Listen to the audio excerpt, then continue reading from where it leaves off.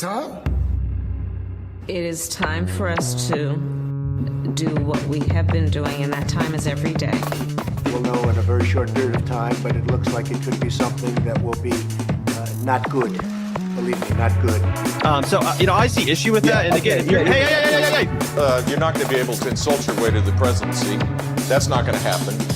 I don't know who created Pokemon Go, but I'm trying to figure out how we get them to have Pokemon go to the polls.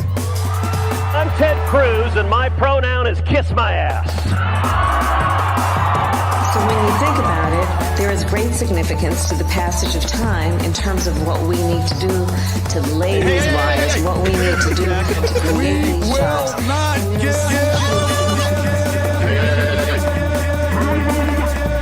America is a nation that can be defined in a single word. I was going to foot. Not good. Believe me, not good.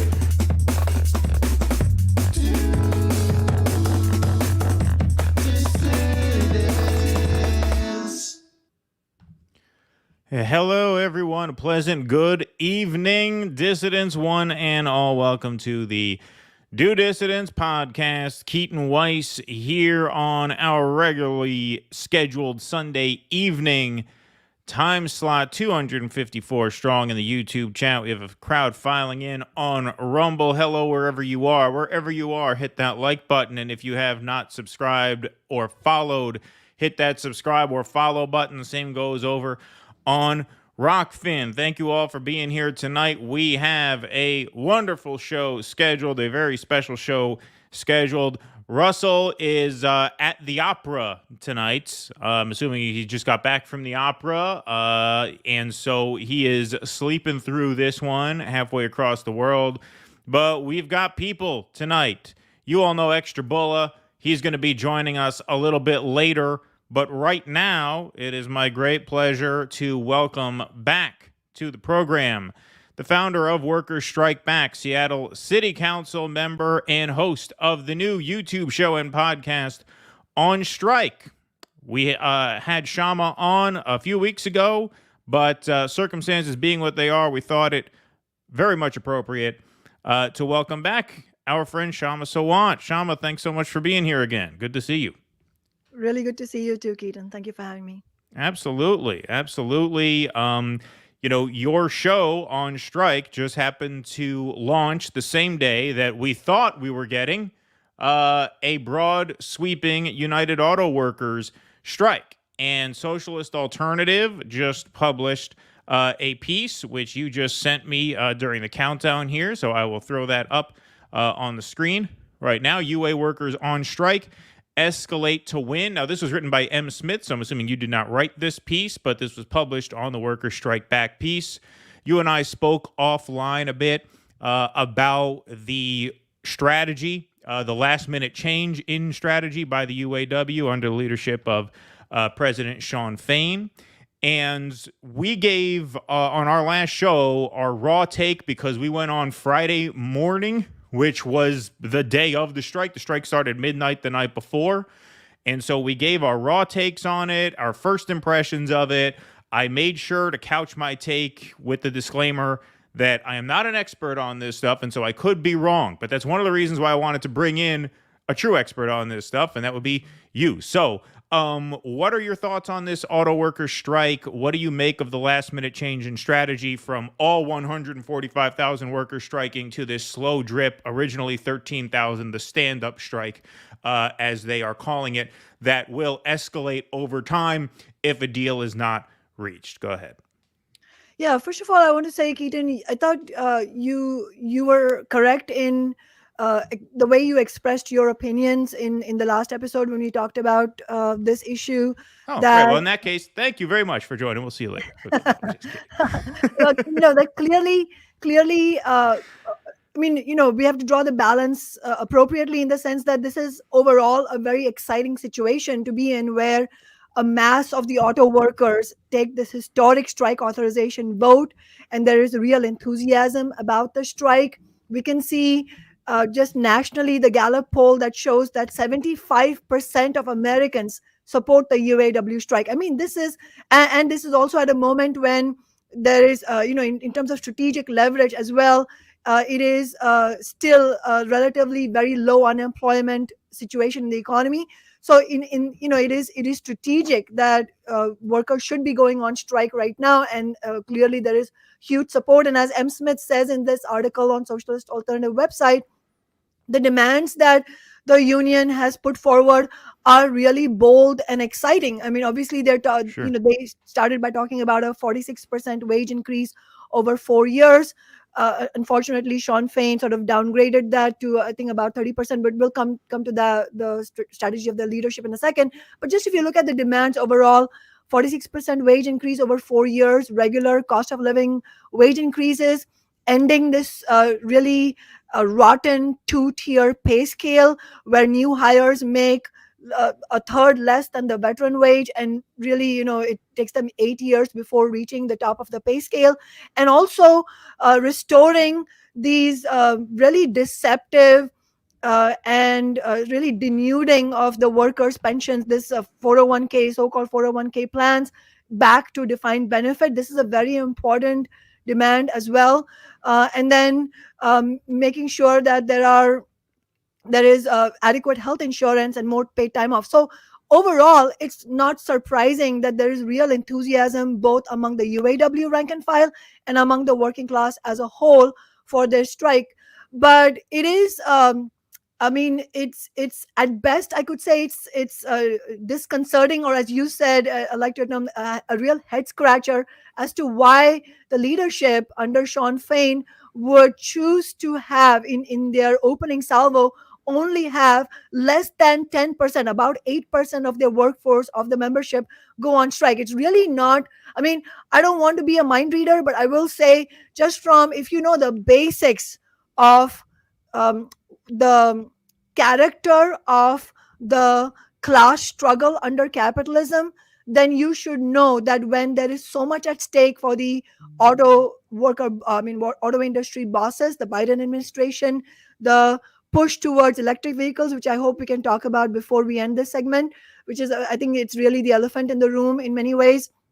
When you look at all of that, it is at best naive, I would say, to mostly rely on moralistic arguments. I mean, I will say one thing is, it's really it should be understood as a genuine breath of fresh air that there are very few, like less than a handful of leaders like Sean Fain who come out and say it like it is, in terms of how it is between bosses against workers. In the sense, for example, he has said very clearly that a month's wage, profits, whatever income, overall income for the bosses is equivalent to a year's worth of wages of the workers.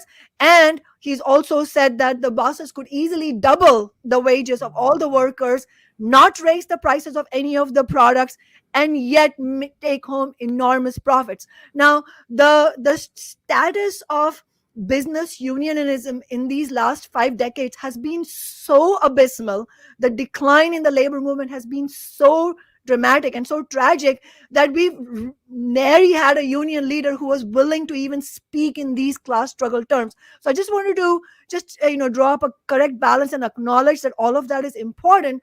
But at the end of the day, if the strategy does not match the rhetoric, then there is a real problem. So I would say that at best, this idea of only having less than 10% of the membership go on strike, at best this could be interpreted as a very incorrect understanding of class forces and what actually will force the bosses under capitalism to concede.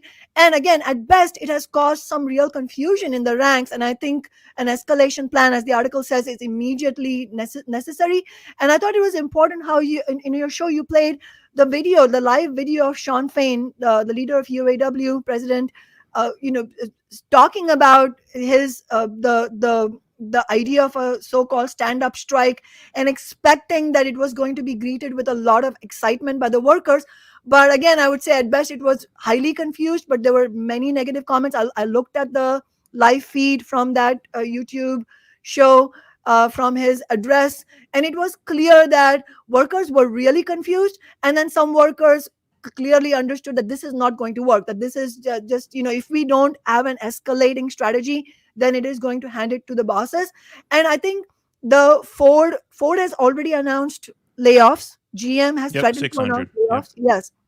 So just as somebody who's fighting for workers, I think we have to be very, very serious about this and understand that as leaders, we cannot allow the rank and file to be sitting ducks to the bosses.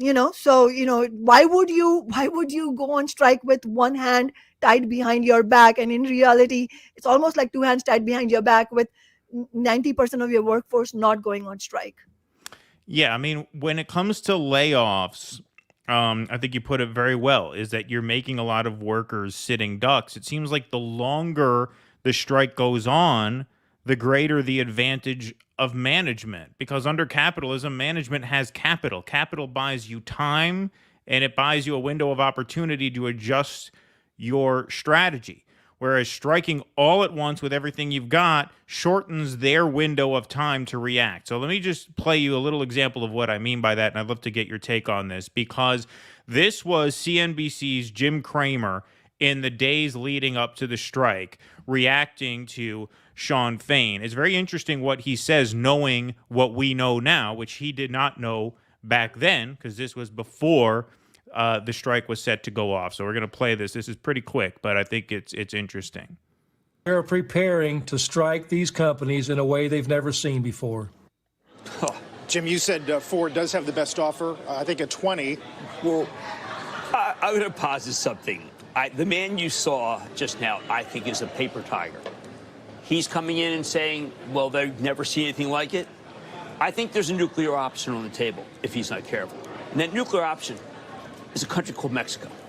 You don't hear about it much. But if you say we're intransigent and we're going to stay at 40%, there's no give, well, you know what? Monterrey, Puebla, Querétaro. There's the capacity to have that happen, not overnight. Mercedes did it in 2 years. There's the capacity. So this other stooge, I don't know this guy's name, says there's the capacity to outsource to Mexico overnight. And Cramer says, no, Mercedes did it in 2 years.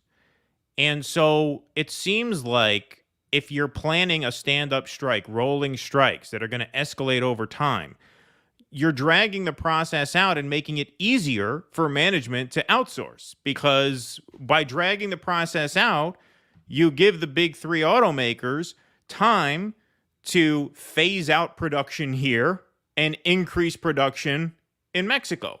So does that not undermine the workers? Like, I think the longer this goes on, the less likely the workers are to get a good deal. And the more likely management is to do exactly what these finance goons said they would do if push came to shove, which is shut down everything and move all the jobs into, Mexico or overseas, wherever. But either way, that's a bad deal for UAW. You hate to see strategy make sages out of these goons, but it seems like what they're saying, while certainly, hideously amoral, it seems like they may have read this right, which is troubling, to put it mildly. Yes, I think they are. To some degree, he is that guy. Is that really whatever oily guy is really? I don't know the other guy's name. I know Jim Cramer. He's the famous one. The sidekick, I don't know. Yeah, I don't mean in a physical sense, but I just mean in a political sense. He's so whatever.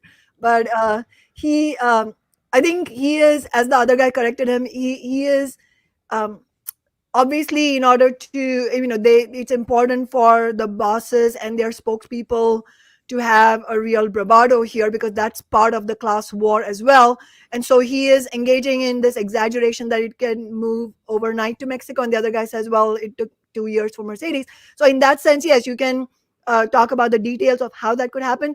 But I don't think it is an exaggeration in any way whatsoever for the bosses to threaten mass job losses for the workers and move to another country. And in fact, I think this is another reason why it is really impossible to build what I think we need urgently, which is a militant rank and file labor movement, without an understanding of capitalism itself, and without a break, in your own analysis, of breaking from capitalism itself. Because as long as there is another workforce in another part of the country or in another part of the world which is poorer and more desperate for jobs and for basic, for basic needs, that threat is always looming. So whether it happens overnight or in 2 years or in 5 years, that's not the point. The point is that that's always there, that's always present. And in fact, it's already on the cards as far as electric vehicles are concerned. I mean, one of the demands that the UAW has made correctly, but it's a question of what will be needed to actually win something like this, which is the demand that all the jobs that are moving to electric vehicle production, especially the high capacity battery production jobs, that they should be unionized. But you're not going to win that through a moralistic argument. Yes, is that correct? Is that morally just that should happen? Yes, of course. But what is going to force the hand of the bosses to do that? In fact, the whole strategy of the electric vehicle question is very much it's a battering ram that the bosses and the two big business parties are going to use against these workers. I mean, and again, this demands that you understand the nature of capitalism itself, not only in terms of workers pitted against workers and refusing to accept the race to the bottom as they're talking about, but also understanding what is the strategy by which we can both fight to win the best kinds of jobs, the best standards of living for workers, and also fight against climate change. Just to quote from an AP article, which said it was published just yesterday, in which they're saying that two of President Joe Biden's top goals, fighting climate change and expanding the middle class by supporting unions, are colliding in the key battleground state of Michigan as UAW go on strike. Eric Gordon, a professor at the University of Michigan, says, quote, what he needs, meaning what Biden needs to be the most pro-labor president ever and the greenest president ever, is a magic wand. Now, I don't accept that, in the sense that, yes, under capitalism, this is how the choice is posed, because the bosses have control of everything. Right.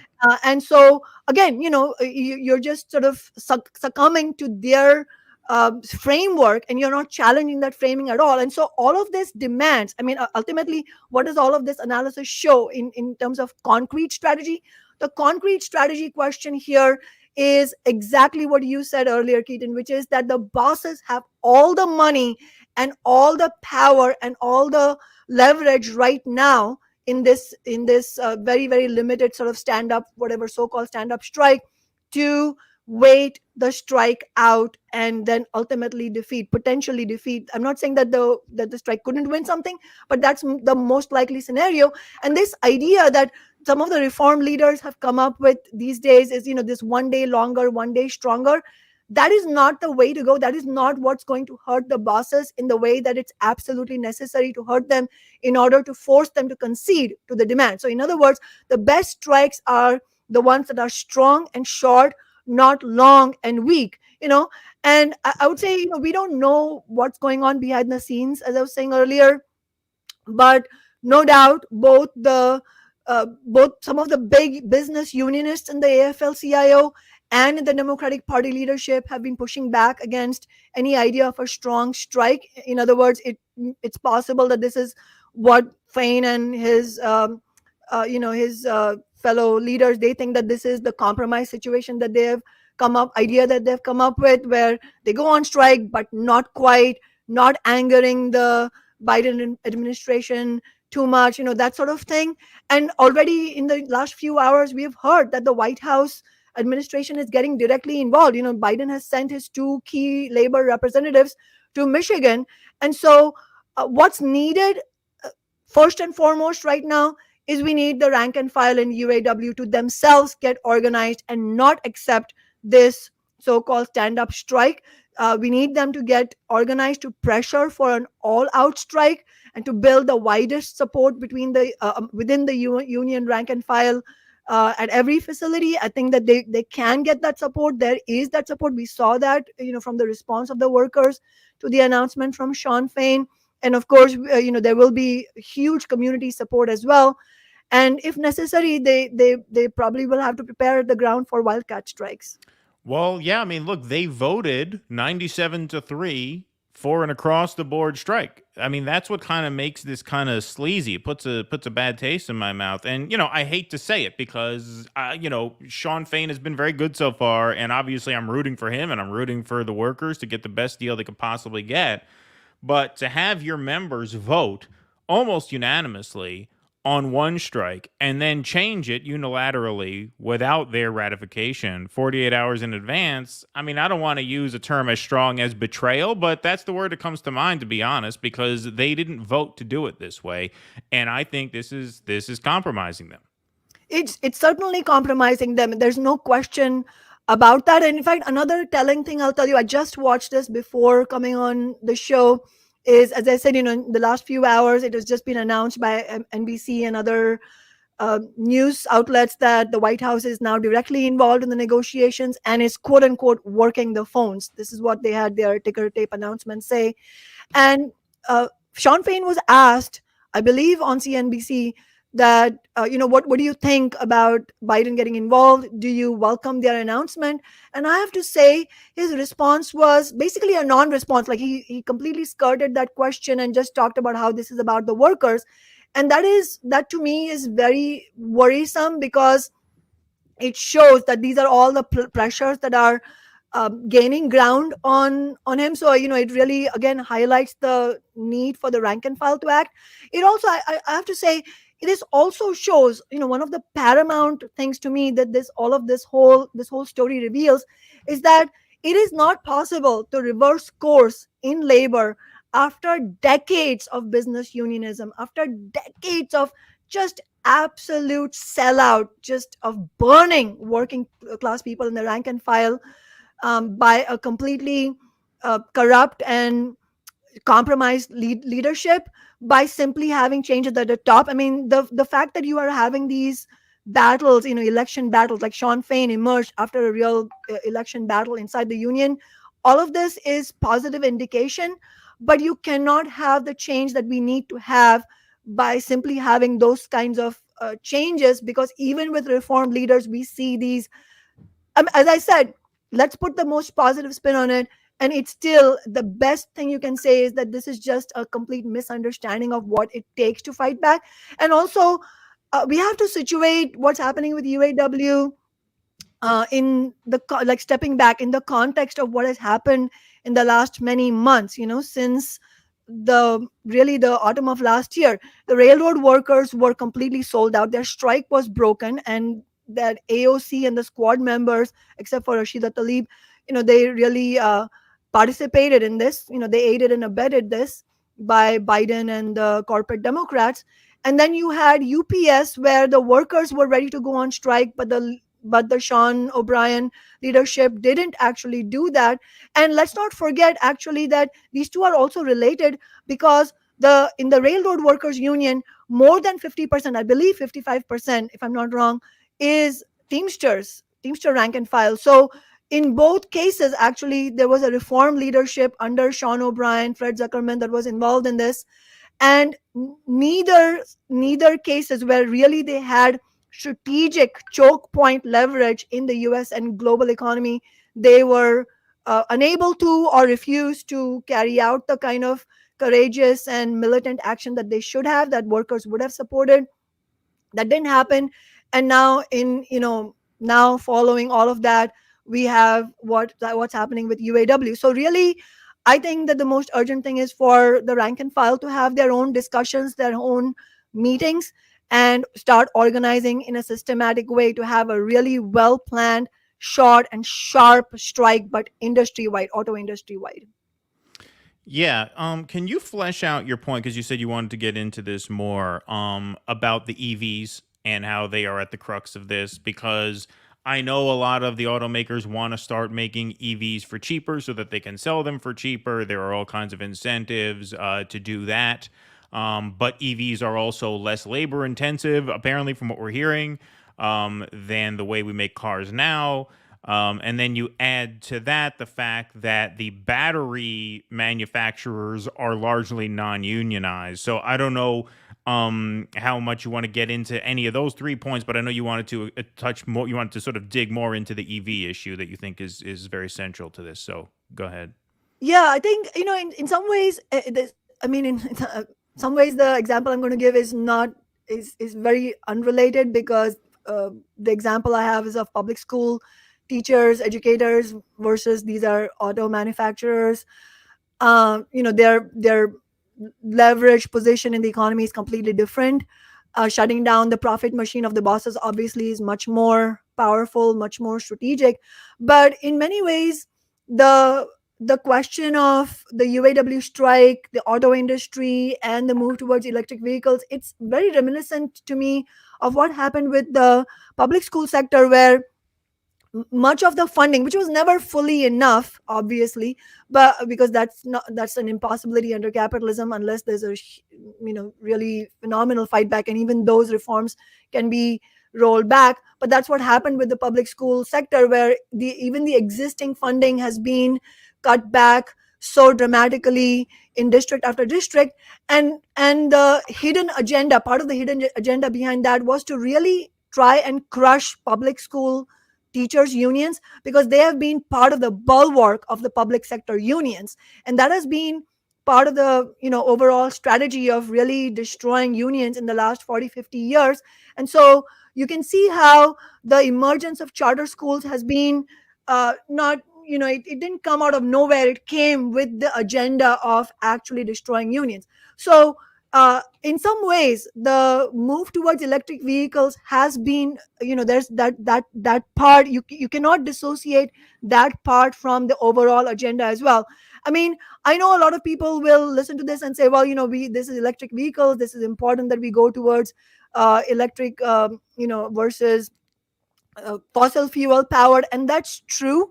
But I think we also have to put that in perspective, in the sense that if the administration, if the power brokers in Washington were actually doing the best possible job to address the climate crisis, then they would be putting all this massive funding, all the subsidies that they have given to the auto industry, to develop public transit system, high speed transit systems that can move masses of people in a very energy efficient and in a clean energy kind of way. So I think that needs to be pointed out. But even setting that aside, as you were saying exactly, that if you look at the numbers, like Tesla, for example, which is the leader in EV, which is not unionized, it currently makes vehicles at an estimated labor cost of $45 to $50 per hour, whereas these three, Ford, Stellantis, and GM, they make these vehicles for about $64 to $67 per hour. This is counting all of it, wages, benefits, and all of that. And so, and aside from paying lower wages and benefits in their non-unionized workforce, Tesla has also padded its profit margins by bringing down production costs at its factories in other ways. For example, they'll use, I'm not an expert, but I'm just telling you what experts have shared with us. It uses what are called large castings in place of small metal parts, and it has brought, and this is also a strategic business decision, they have brought many parts of the supply chain, including battery manufacturing, in-house, so that they are not subject to other companies getting unionized or having unionized workforces in the first place. So all of this is in the mix. Clearly, despite the eye-popping profits that the big three have made, they're and this shows the nature of capitalism. Their calculation is not, look at how much profits we are making, we should share some of this with the workers.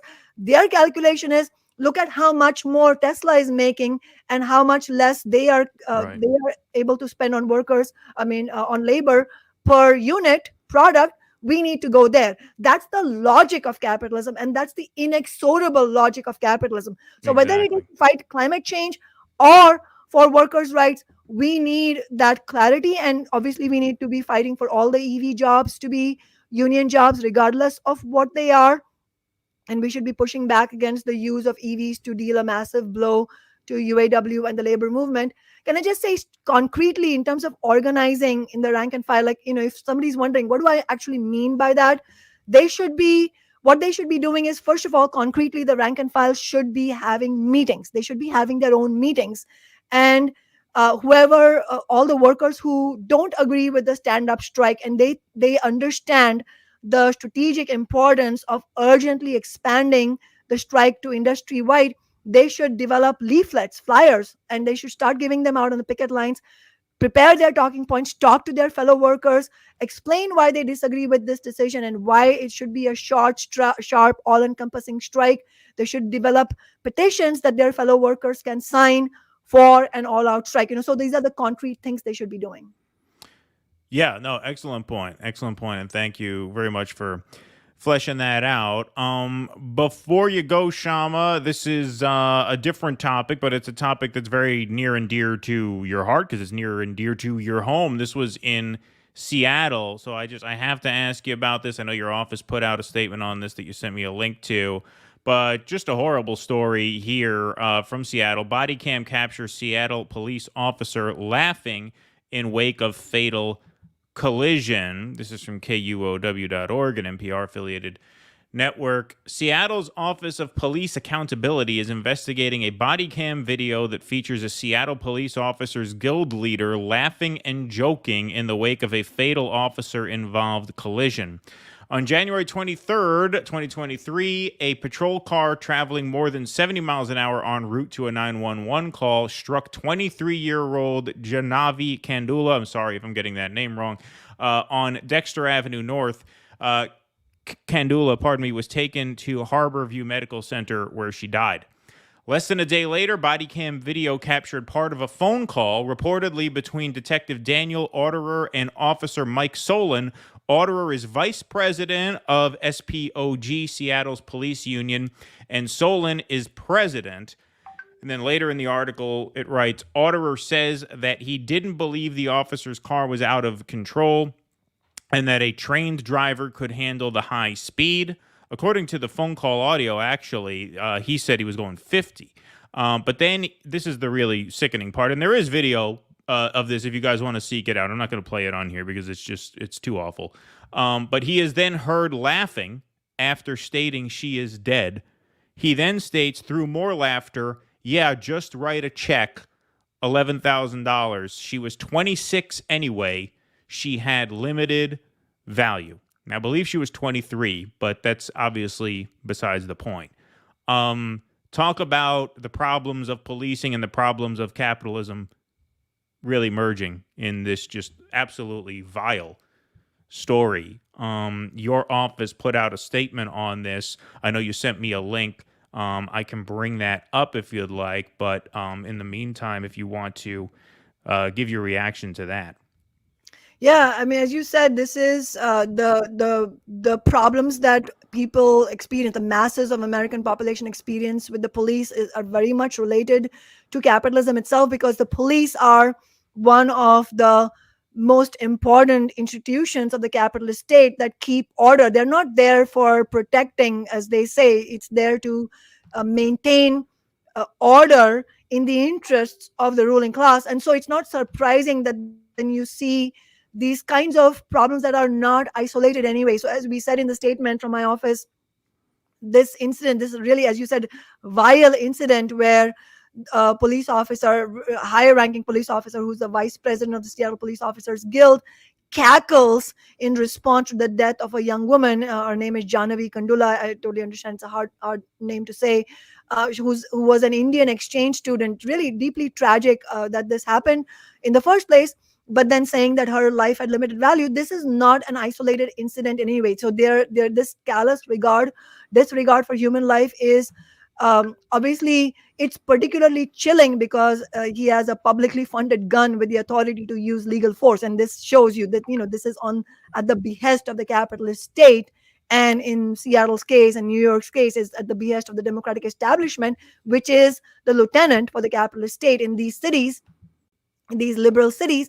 But it's hardly I mean, one of the reasons this has created such furor is because this is far from the only incident. Obviously, I need hardly say we're speaking in the wake of the George Floyd protests, so the vast majority of people know what it's like.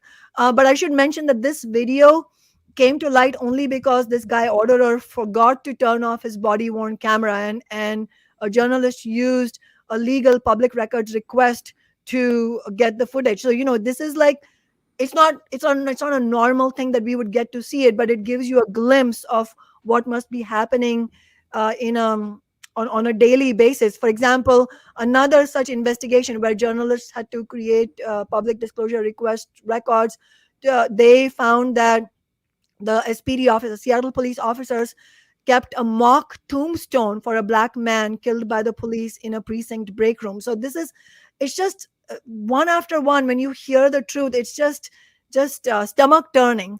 And so the very minimum that my office is calling for, of course, is the firing of Orderer himself and Mike Solon, who is the president, as you said, of the Police Officers Guild.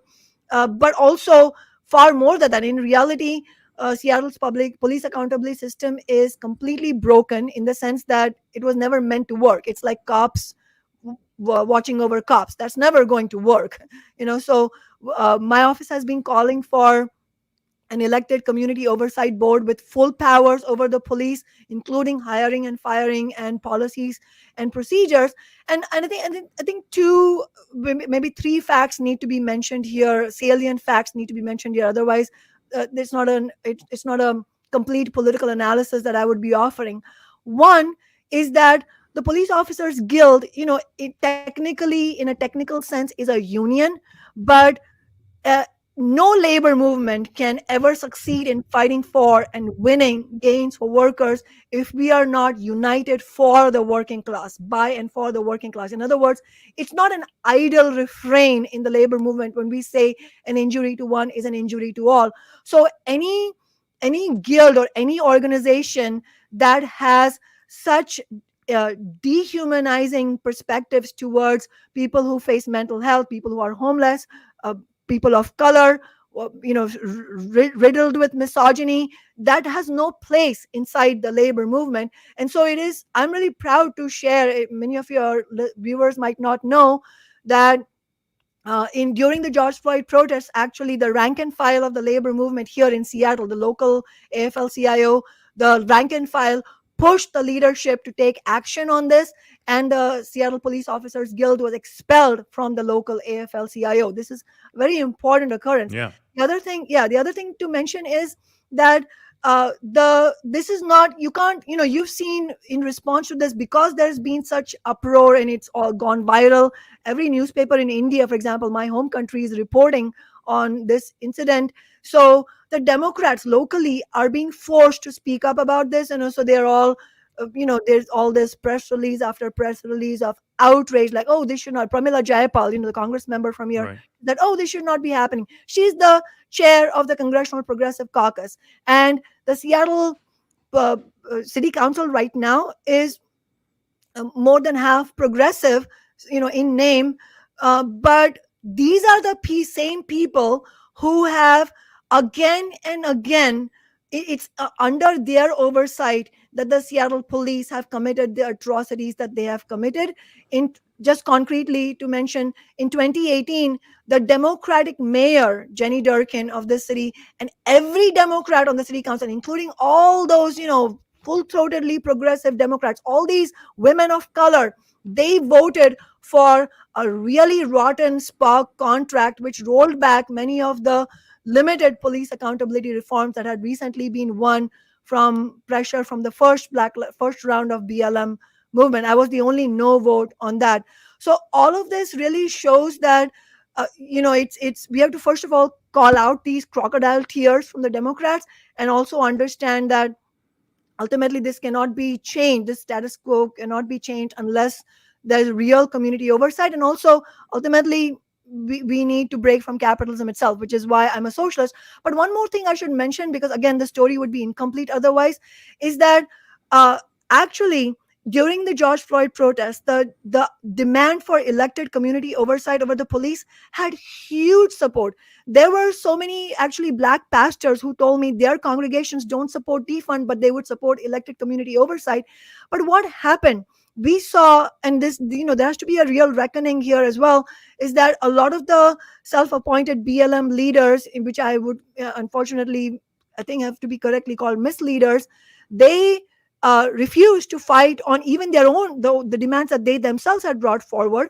And They pushed back against the idea of elected community oversight. They gave no support for it. And ultimately, what happened, this is not just a story of Seattle. This has happened city after city. Many of these misleaders made their own deals, NGO funding and their own careers with the Democrats, and the movement got sold out. So that's why the gains of the movement have not been commensurate with the power on the streets. And so again, this is a cautionary tale that we need accountable leadership, and it cannot be based on what identity that leader has, but what positions that leader is actually willing to take. And also, it's a reminder that it has to be movements for succeeding. They have to have rank and file democracy, where the rank and file can call out the leaders. Absolutely, 100%. All right, Kshama, before you go, I want to give you a chance, obviously, to plug your new show. It's called On Strike. Everybody should go subscribe to that immediately at On Strike Now on YouTube. Do you want to talk about that? You have your first episode in the can and published, and then second one's coming soon, correct? Yes, that's right. First of all, I wanted to thank you, Keaton and Russ, for all the support that you have given us. Really appreciate it. And we'd love to have you on our show sometime soon. So people should go and watch our first episode, which was released last week. I mean, actually this past Thursday. You can go to youtube.com/@onstrike show, or you can search for On Strike Show, Sawant, YouTube. I'll put the link in the chat right now. There we go. Thank you. So this first episode is very important because we are covering the very important unionization drive that is going on at Amazon's world's largest air hub at KCVG, which is in the Northern Kentucky Cincinnati airport. And it's really exciting. We've got tremendous positive feedback. We're hoping that we can keep going. We, of course, need donations and other support, for people to join Workers Strike Back as well, because On Strike is a production of Workers Strike Back. On this coming week's show, we are going to have an interview with Cornel West, and then upcoming shows will deal with all kinds of issues like Medicare for All, which I'm sure are of great interest to a lot of people who are watching this. Indeed. Well, yes, like I said, everybody go over there and subscribe to On Strike Now, and we will see you again soon. Kshama Sawant, thank you so much. Always a pleasure. Thanks for making time. And yes, let's do this again real soon on our show or yours, wherever you want, anytime. Thank you so much. And likewise. Yeah, take care. Thank you, Kshama. Have a great evening. Kshama Sawant, everybody. Always great to talk to Kshama. So fortunate to get her perspective on the UAW strike. And if you want more perspective on the UAW strike, our friends over at the Indie News Network are doing a special show called No One Wants to Work. That's going to be tonight at 10:30 p.m. over on INN. So head over there and watch that. They have more to say about the UAW strike. So go support our friends over there at the Indie News Network after the show. All right, so we brought out the big guns. We had a labor topic, and so we had to go to someone, just a real labor expert, a real source on all things labor. And now, to discuss the Hunter Biden story, among others, we go to our expert on all things crack, Extra Bulla. What's up? As we bring in our resident crack expert, Uncle Warren, Extra Bulla. How's it going, my friend? I'm a connoisseur, not an expert. Connoisseur. What do they call it? A sommelier. A sommelier, right? Well, that's look, what we have tastings. Okay, you have to smell it. To bring in the aroma. You want to get the nose, right? Right. Some have a big nose, some have a small nose. It smells so tiny. Yeah. Like I smell citrus, right? Broken dreams. Oh wait, what is that? Shattered visions of the future. Yeah, shattered visions of the future. Yeah, totally. Yeah, exactly. I see you made your way into Russell's apartment again, and I gotta say, I hate to give you a problem or anything, but did you bend the shelves back to the way they were before he straightened them? Yeah. I Because, I mean, listen, look, it's not my apartment, but, he put a lot of work into fixing those. look, if you've seen this place, he's got money. Seriously. I've broken into the safe. Yeah, he's all cleaned up. No, see, Keaton, when I first started watching Due Dissonance, right, Mm-hmm. I got accustomed to seeing these shelves back here bendy, right? It gave the show another level. It was like another layer. It was like you're very knowledgeable about politics and news and what's going on, but then there's that element of danger, right? Stakes. Are those exactly. books gonna fall? That's what I would do every week. I'd listen to you guys and I'd have to rewatch the show because I kept watching the bookshelf in the back, wondering if the fucking books were gonna fall down. Exactly. So I fixed it. Right. I understand. So, I guess like the straightened bookshelves is like when the Three Stooges switched to Shemp, right?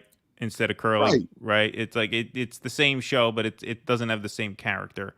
There's just something about This it. is like this is like New Coke. All right. This is Crystal Pepsi. All right. Yeah, exactly. Please. This is the Michael Richards show. I'm serious. It's just something that's just out of just natural occurrence. It needs to stay like this. So all right. Well, maybe he'll understand. I hope he understands. He should. You're welcome, Russell, in advance. So. Okay. Beautiful. Folks, thanks very much for watching tonight. We are going to get to some super chats before we start the rest of our segments here. Pat Donahue, thanks for the $5, my friend. Hit that like button, folks. Yes, hit that like button for sure. Thanks for the €5. Pat Donahue, appreciate that very much. Super chats and Rumble rants are super helpful, so thank you all very much for your support. Jay the Informant, thanks for the $2. Come on, DD is rewatching It Part 2. That's right, it's going to be scary movie season now that Halloween is just 6 weeks away. Yo, you know what looks great is that new Fall of the House of Usher series. I saw the trailer for that. That looks amazing. Yeah. That's from Mike Flanagan, who did Midnight Mass and The Haunting of Hill House. The Haunting of Hill House, I have to say, was the best thing I've seen in movies or TV in years, probably in 10 years. That series was unbelievable. The other stuff he's put out since then has been very strong, but that Haunting of Hill House was just incredible. The writing was just phenomenal. The acting was phenomenal. It was genuinely scary, but also just really, that was true horror in the sense that it didn't even need the horror elements to be scary because it was so dramatically compelling. It was such a great. Did you watch any of those? Yeah, I did. I watched. I've watched all those Mike Flanagan's ones. The Midnight Mass one in particular. I do agree. The first one he did was the Haunting of Hill House, the first Netflix one. Yeah. Right, which is a great, and then it's hard to top that. So it's kind of hard to compare the rest of them to that one. But I think you're right in the fact that the acting, the writing was great, and the fact that he likes to work with the same people all the time too. Yeah, so he has like a troupe. Yeah. He's going to have. Yeah, you're going to see a lot of the same faces in all of his stuff, and it's neat too because they all have this great range too. So it's like they're really not playing the same character or the same type of character in each of his projects. It was really good. I highly recommend all this stuff, actually. Yeah, they were all very strong indeed. Jay the Informant, when you realize you're addicted to politics, well, thank you so much. There are worse addictions to have. Bulla will tell you. Haha. Robert Templeton, not a super chat, but I flagged this because I appreciate it. Best wishes to Keaton, having to deal with not one, but both kids' medical issues. Looked a bit worn out in the previous stream. Well, it was also Friday morning, but thank you. Hopefully he and the kids doing better. They are doing better. They have to go for some follow-ups because of the nature of what they had, but hopefully, so far, so good. But thank you very much. And thank you all for the kind words through all that, because that was not easy. It still is not totally easy. We still have some follow-ups and some things to take care of, but things are looking better. So that's good. No Russell, unsubscribe protest. Yeah, beautiful. Thank you, Jay the Informant. We don't have Russell, but we have Russell. You got a Gen Xer with gray hairs, okay? That's right. Exactly. Right, I am the food club version of Russell Dobular, okay? Right. Exactly. I break in his house. I live here when he's not here. That's my bit. Okay, that's my shtick. Sorry. Exactly. Right. Can't have everything, but we make it happen. as best we can. Folks, hit that like button. Let's hit that like button. Let's get some more people in here. Got a good crowd in here, but let's hit that like button so we can hit that Iron Maiden pretty soon. All right. We'll see what Warren's headbanging skills are like if we can get up there. We're almost there. But please do hit that like button and hit that subscribe button. Flavio Mantarola, thank you very much. I like your name too. What were your thoughts on the Peter Douche interview? You're talking about the one with Sabby? All right, listen. I'm gonna tell you this. I'm gonna admit that I was irresponsible and that I did not yet watch it because I don't know, man. I started watching it. The guy, look, I believe in redemption. I believe in second chances, all that. I don't think he has any business running the campaign. And I was really not up for an hour of hearing him fucking run his bullshit mouth. Like, that's honestly what I thought of it. I know I have to watch it. I can't be in this space and not watch it, so I'll do it. But that's like, that Peter Dow interview, that's like homework. That's like when your math teacher assigns you 35 problems at night, and you're like, oh my God, I got to go do this. Like, that's what that is. No disrespect to Sabby. I love Sabby, obviously. Sabby's a giant in this space. Nothing but respect and love for Sabby, and it's great that she got that interview. But that is going to be work, watching that interview. But I will do it. I just have not done it yet. Did you see it? No. Probably for the same reasons. Okay. Probably for All the right. same reasons. I don't You feel pretty so much know bad what he's anymore. going to say. Right. Yeah, you know what he's going to say. So it's like, why do you have to actually listen to it? You know what he's going to say. Right. Yeah, exactly. Abiding, thanks for the 99 cents. Appreciate that, my friend. RJ, thanks for the $9.99. I'd love to see Kshama discuss the UAW strike with the Midwestern Marks guys, as their analysis is that this is a solid approach which allows them to maximize damage without depleting the strike fund overnight. I understand that. The only thing that to me doesn't make sense is what I said here, is that the longer it goes, the more the scale tips in favor of management, because management has the money, and money is what you need to outlast a strike.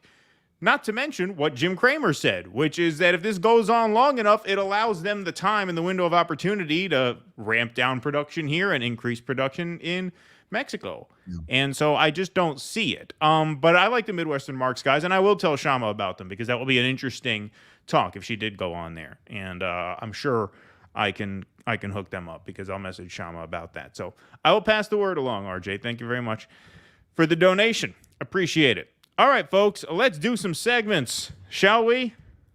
Let's get this going.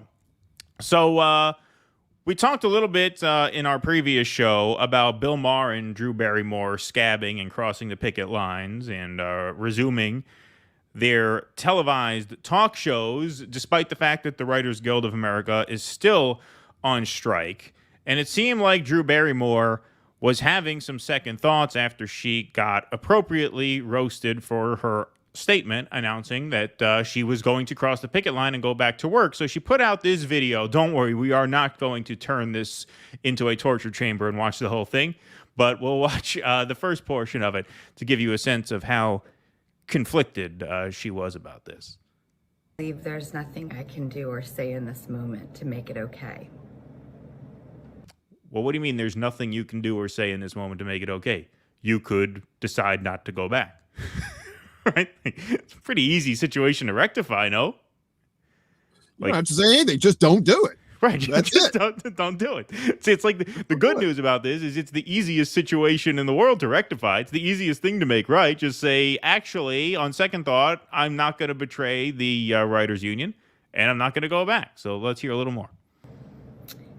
I wanted to own a decision so that it wasn't a PR protected situation, and I would just take full responsibility for my actions.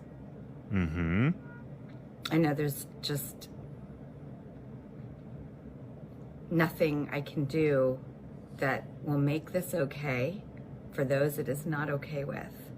Well, sure there is. Sure there is. And actually, she did it, to her credit.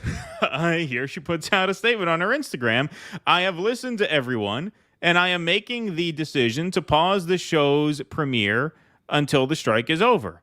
I have no words to express my deepest apologies to anyone I have hurt, and of course to our incredible team who works on the show and has made it what it is today. Again, sentence structure. She was going to do the show with no writers. I mean, just unbelievable. Mm-hmm.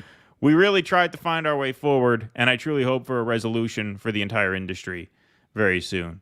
You know, after our last show, my mother actually talked to me, and she said, you know, you were a little too mean to Drew Barrymore. I said, well, mean to Drew Barrymore? What do you mean?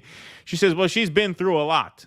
I said, what has she been through? Apparently drugs. Was she like drugged as a child? That's what some people were saying on the chat and stuff like that. Is that why she's not all there? But like as a very young person. Yeah. When she was doing like Firestarter and all those movies, like when she was a little kid, she was drinking. Yeah, she was like a wild child, and eventually, you know, she got help and got out of it. But yeah, early on, she was really messed up. Don't know where the parents were. Apparently counting her money, probably. Right. Well, that's the thing. Like, of all the shit we've talked over the past couple years on this show, the thing my mother took issue with is that I was too mean to Drew Barrymore. You know, you shouldn't have been so mean to Drew Barrymore. I didn't know that. So apparently, point taken. But yeah, look, she made it right. Go ahead. Well, I was going to say, I do have first-hand knowledge of Drew Barrymore. I actually met her once when I was working security at the Hearst Tower in Manhattan. She came in on a weekend. Very nice person. But I made her give her my ID, and I did the whole thing, the whole security thing. What's your name? What's your middle name? You act like you don't know who they are. What's your birthday? What color are your eyes? You know, why? Because fuck them. That's why. The blue collar revenge. Exactly. But she seemed like a very nice person is what I'm saying. So, but she could be just total trash too. So who knows? But well, I mean, look, it was a trashy thing to do, but you know, unlike Bill Maher, who's just a totally unrepentant prick at this point, like he's not going to back down. He's not going to back down. In fact, I would imagine as soon as he sits on that desk, the first words of his mouth are going to be like, okay, I know you want more money, okay, but, you know, you have to understand you're not the only people in the business, okay? We all have to work, okay? And so, you know, that's going to be him. Barrymore strikes me as someone who was not fully aware of the implications of what she was doing, and she made it right. So, hey, look, water under the bridge. I'm willing to forgive and forget with her because she honestly seems like a person who doesn't know better. Well, you know, I just thought of this right now. I'd never heard of her show before. I didn't know she had a show. So, okay, all right, that makes me feel better because my theory is she did all of this. She did all this drama just to attract attention to the fact that she has a show and maybe get some people in, right? You know, not a bad theory. There's no such thing as bad publicity, right? You know, it's I don't know, but that's just the cynical person in me, you know. I mean, it's not. Makes sense. It's really not a bad theory now that you think about it, because I really did not know that she had a show either. And now she got like a little commercial for the show, right? And she got a little goodwill out of it in the end, right? It took some bad will to generate some goodwill. And, you know, now maybe she comes out one step ahead. That's an interesting theory. I like that theory. She may be smarter. Yeah, she may have planned this whole thing the whole time just for that purpose. Who knows? Exactly. Who knows? Folks, Jake, our producer, is in the booth, and so we want to thank Jake for being here. And look at this thing that Jake put together for us. A patron scroll. So now you get a proper shout out. Look at this. This was our friend and producer, Jake, who put up a scroll of our Patreon supporters and paid Substack subscribers. So you can support the show by going to patreon.com/DuoDissidents for as little as $5 a month. It gets you your name up in lights here. It gets you call-in access to these live streams. We have a caller who's waiting. We take calls once we're done with the segments, bud, so just hang in there. We will get to you. Do not worry. And you also get access to Patreon exclusive live streams, 2 per month. We're a little behind on those this month because, as happened last month, my kids had another health scare this month. So we are going to announce the date for our next live stream very, very soon. Those are a lot of fun. Those are uncensored patron and Substack supporter exclusive live streams over on Rumble. And so those are a lot of fun. You can go to patreon.com/DuoDissidents or DuoDissidents.substack.com. And if you sign up as a paid subscriber, you get all the perks that I just mentioned. If you sign up as a free subscriber, you get access to our newsletters where we announce our live streams. You also get audio podcast versions of all of our live streams, as well as the occasional written article when we get a chance to write them. We've been so busy doing shows, we haven't really written many articles lately, but that is another advantage of signing up for free. But patrons and paid Substack subscribers are the backbone of the show. They are what make the show possible. They are why we added our morning show every Friday at 9 a.m., and they are why we will add our fourth stream once we get to 500 supporters. We will add that fourth weekly stream. So thank you guys very much for your support. And Bulla, while we're paused here doing plugs, why don't you plug your show? What you got going on over on your channel? Oh, cool. Yeah. Well, first off, I want to address somebody in the chat thinks that I'm Russell's uncle or dad or something like that. I'm actually his grandfather. That's why I have the keys to his apartment. Right. You little assholes. If I find out who it is, I'm coming to your house too. Right. So I'm gonna mess up your shelves. Exactly. That's what I do. I break into people's houses. I don't steal anything. Well, sometimes. But then I mess up people's shelves. So yeah. Oh, so me. I am Extra Bulla on YouTube. I have a show called Secret Show with the lovely and talented Jimmy Sunderland. Midnights Eastern on YouTube, Rockfin, Facebook, Twitch, and Rumble, possibly on some sort of forbidden Russian channels too, if you're into that sort of thing. Extra Bulla Live is coming back this fall, where I interview people and we talk about fun stuff. And also we'll have a show I have called Mundus Ultra. It's about like UFOs and paranormal stuff. We just sit around and just talk shit about UFOs and what assholes aliens are for abducting us and giving us probes. So that's pretty much my stable of what's coming up. So thank you. Excellent. Full programming schedule over there on the Extra Bulla YouTube channel. All right, let's move on to our next little segment here. Jann Wenner, or Jann Wenner, who co-founded both Rolling Stone magazine and the Rock and Roll Hall of Fame, has been unseated from the Hall of Fame's board of directors after this interview with the New York Times was released this week. So they released it in written form. They also released it in audio form. He has a book out called Masters, which is interviews with the most influential rock stars of his heyday. And it just so happens that he picked 7 white men to interview. There were no people of color or no women as part of this book. And so the New York Times asked him about this.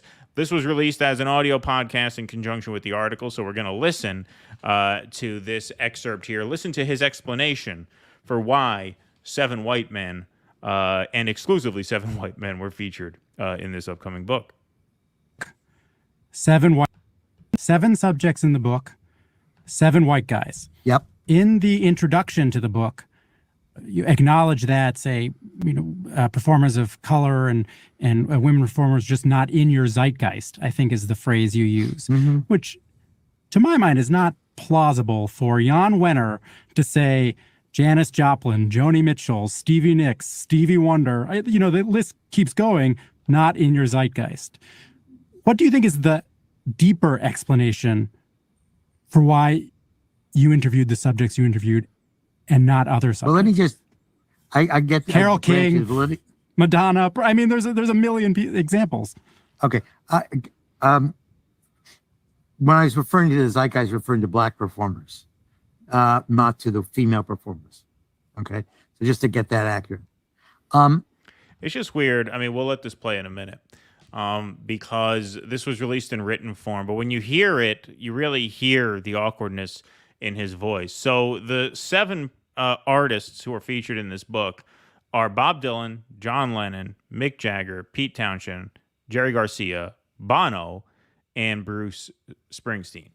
Now, I mean, look, this is far from a woke show. Everybody knows that, but that's what's interesting because Rolling Stone has become a very woke lib magazine, and here is the founder trying to explain why 7 white guys were in his book, saying that he didn't feel like the zeitgeist was really captured by black performers, or to a certain, even though he kind of walks it back, women performers too, as if women's lib and black empowerment were not zeitgeist themes of the checks notes 1960s and early 1970s. Like, what the fuck are you talking about? They weren't tapped into the zeitgeist. That's everything that was fucking going on back then. That was the whole culture back then. What, Bono had his finger on the pulse of the moment more than fucking Janis Joplin or Marvin Gaye? Hello? No. I mean, Mercy, Mercy Me, Inner City Blues, what's called that whole album was a zeitgeist album. There's no other way to describe that album than a zeitgeist album. So what the fuck is he even talking about? Do you have anything to add before we play the rest of this? Nah, let's play I'll save it for the end. Okay. All right. Here we go. Ugh. Warren, rules of improv. Uncle Warren, always say no. Right. I got something good. I promise. Don't worry. Gotcha. All right. Here we go. In terms of the female performer, I mean, the selection was not a deliberate selection. It was kind of intuitive over the years. It just fell together that way, you know? So I interviewed the people I interviewed, had to meet a couple of criteria. It wasn't just kind of my personal interest and love of them, you know, but having to do with, and it's a hard one to exactly express. Hold on a second, the helicopter's going by. Yeah, we cut around the helicopter. Insofar as the women, I mean, there were just none of them were as articulate enough on this intellectual level. Oh, stop it. You can't say that. Great answer. You're telling me Joni Mitchell. Great answer. That's what I was waiting for. I was waiting for him to That's what he came up with while he was waiting for the helicopter, because he had about 20 seconds. If you listen to the recording, the helicopter's going overhead 20 seconds. So the helicopter kind of bailed him out. It bought him a little time to try and think of something. And that's what he came up with. Well, he just didn't have It bought him time to dig the hole deeper. That's why. That's what happened. The women just weren't articulate enough. Go ahead. What? Yeah, I know, right? It's amazing. Amazing. And when he's asked to clean that up, he's given a chance to clean that up and does not do a great job. It's not articulate enough on an intellectual. What do you mean? Hold on a second. I'll let you rephrase that. All right. Thank you. Okay, so he says, I'm gonna let you rephrase that. So he throws him a lifeline. Okay, I'm gonna give you a mulligan on that. Let's see where he goes now. None of them, I thought, could get to the. I mean, Joni Mitchell, yes. I mean, let me just see. It's not that they're not creative geniuses. It's not that they're inarticulate, although go have a deep conversation with Grace Slick or Janice, please be my guest, or Cass Elliot, wonderful person. You know, Joni was not a philosopher of rock and roll. She didn't, in my mind, meet that test, not by her work, not by other interviews she did. The people I interviewed were the kind of philosophers of rock, of black artists. I mean, you know, Stevie Wonder, incredibly, you know, they're genius, right? These are genius artists. I mean, I suppose when you use a word as broad as the Masters, the fault is using that word, you know, but maybe Marvin Gaye. I could cut Curtis Mayfield, or, I mean, they just didn't articulate at that level, you know? So then he goes back. So then he says the women didn't articulate at that level. The guy says, whoa, you can't say that. Come on. You want to take a do-over on that? Sure. The black artist did not articulate on that level either. Like, what? What a fucking idiot. I still got more. I mean, what a fucking imbecile. And what are you talking about? Like I said, that Marvin Gaye, that whole album was nothing if not a zeitgeist album. Stevie Wonder, I mean, obviously Curtis, what are you even talking about? What are you even talking about? Hendrix. I mean, these interviews took place a long time ago, obviously. You know, Wenner's an old man, so Hendrix, yeah, he'd have had a chance to interview Hendrix. Why not that? Like, it's just like there's no making this sound like anything but just an outrageously out of touch hypocrite who has built his brand on being this, you know, anti-establishment left-winger turned, you know, woke Democrat, woke lib. Man, you talk about just an absolute train wreck of an answer. We'll let the rest of this play for a few seconds, and I'll toss to you. You know, if you didn't give him a chance to. Because I read interviews with them. I listen to their music. I know to it from the music and the lyrics they write, the kind of things they're writing about. I mean, look at what Townsend was writing about, or Jagger was writing, or any of them were writing about. And that doesn't make sense either.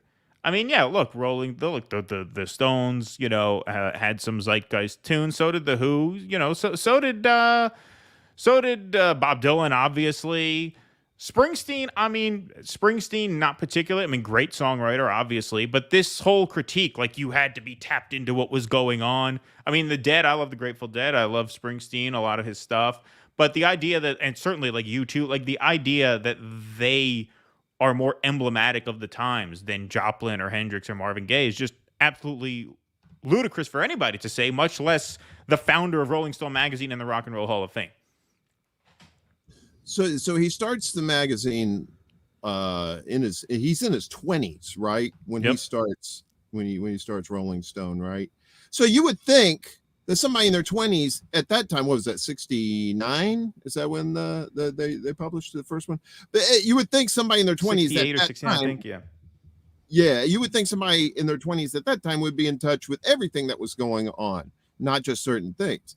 I don't know the man's background, like how he grew up or whatever. I mean, he could have been, taught these things, but like I said, I don't know his background or anything like that.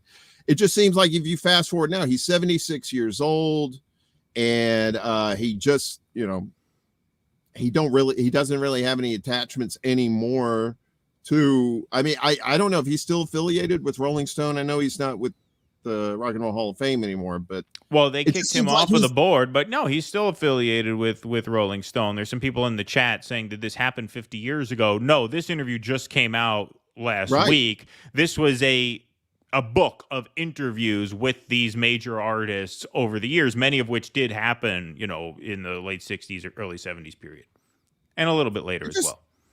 This just seems like something like an older boomer would come to in their lives, because you saw a lot of the people in the 60s, the boomers who had the flower power. They were all about the peace movements and stuff like that. And now you fast forward to 2023, these are the same people who are pushing for World War III, right? So yeah, of course, yeah. It's a good point. In a matter of 50 some odd years, how much does a man change? Maybe he didn't feel that way at all. Maybe he was at the time thought that he was going to start something big and just be involved in everything, and then just I don't know why. It really doesn't make any sense why you would say that now unless you had nothing left to lose, right? I guess he doesn't feel like he's going to be canceled, right? He doesn't seem like he cares.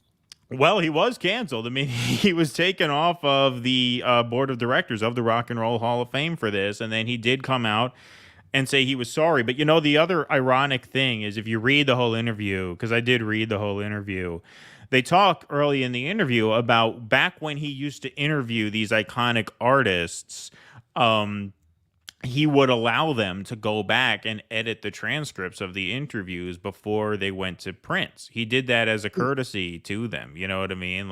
He claims that he didn't let them change the substance of their answers if they were touching on a hot topic, but if they wanted to clean up wording or whatever, he would give them a second pass at it.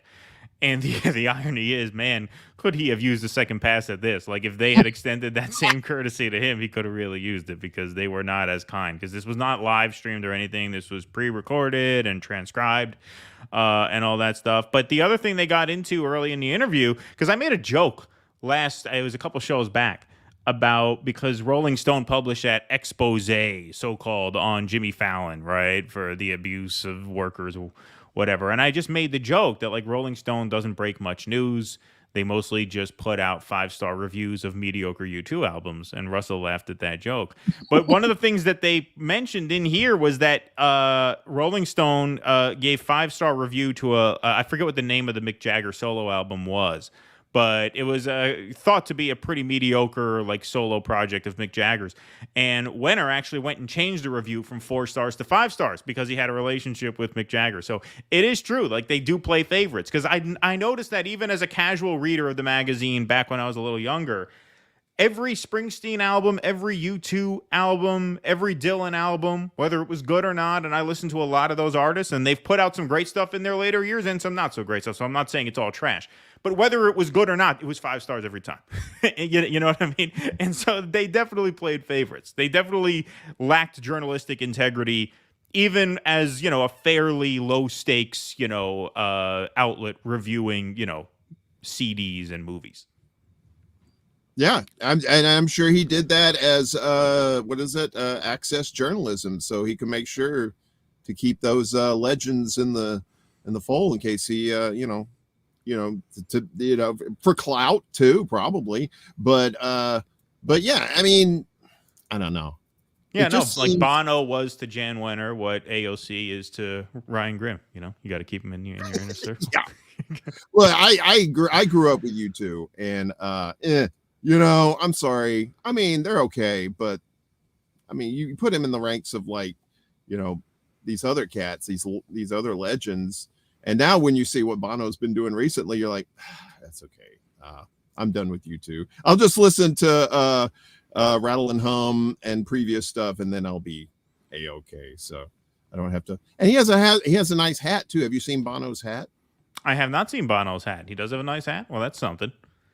He was I can't remember what it was for, but he was I think it was during the State of the Union address. He was there and he had that hat. He looked like that's right. Yes, he was at the State of the Union recently. Yeah. He wore that hat. It was like, what's with the hat? What are you McGruff the crime dog? What are you doing with that hat? Where's your raincoat?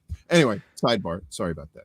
No, that's okay. That's okay. That puts a button on that segment anyway, because I just Russell pitched that to me at the last minute. I didn't see that, and Russell wishes that he could have been here to do that one, because that would have been a fun one for him. But I think we took care of it all right. I think we did good by him.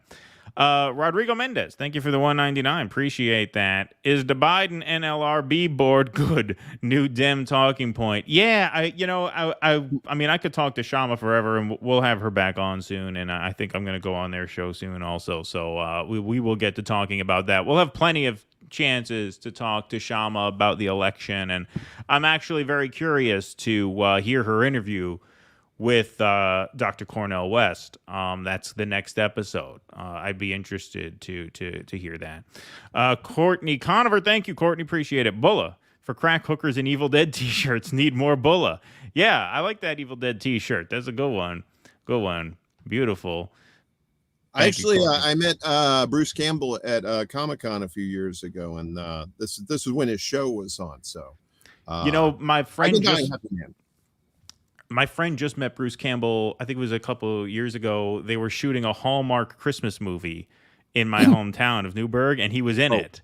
He was in it. Yeah, he was like a co-star, because they have sound stages up in or down in Newburgh now, because it's south of where I live now.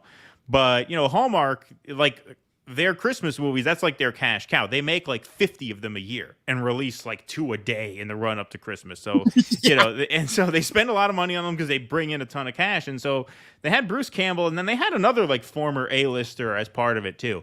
And I forget who was the co-star. But I almost got a gig as his hand model, because they played he played like a guitar player. It was a band that was getting like back together, and they had to play this gig at the end of the movie, and they needed someone who could play guitar. I could play guitar a little bit. They needed someone whose hands looked like Bruce Campbell's hands to strum the guitar for like the close-up shots. And so I almost got that gig. I didn't. They must have found someone with prettier, manlier hands than I did, but I almost. Wait. Okay, all right. So TLDR, you were almost the hand model for Bruce Campbell. Right. Wow. Yeah. Wait a minute. I actually have something for that. No, I don't. Never mind. Oh, you had a sound drop? I did, but I'm too lazy. Don't worry about it. It was just insane groovy. That's all. But yeah, I don't know.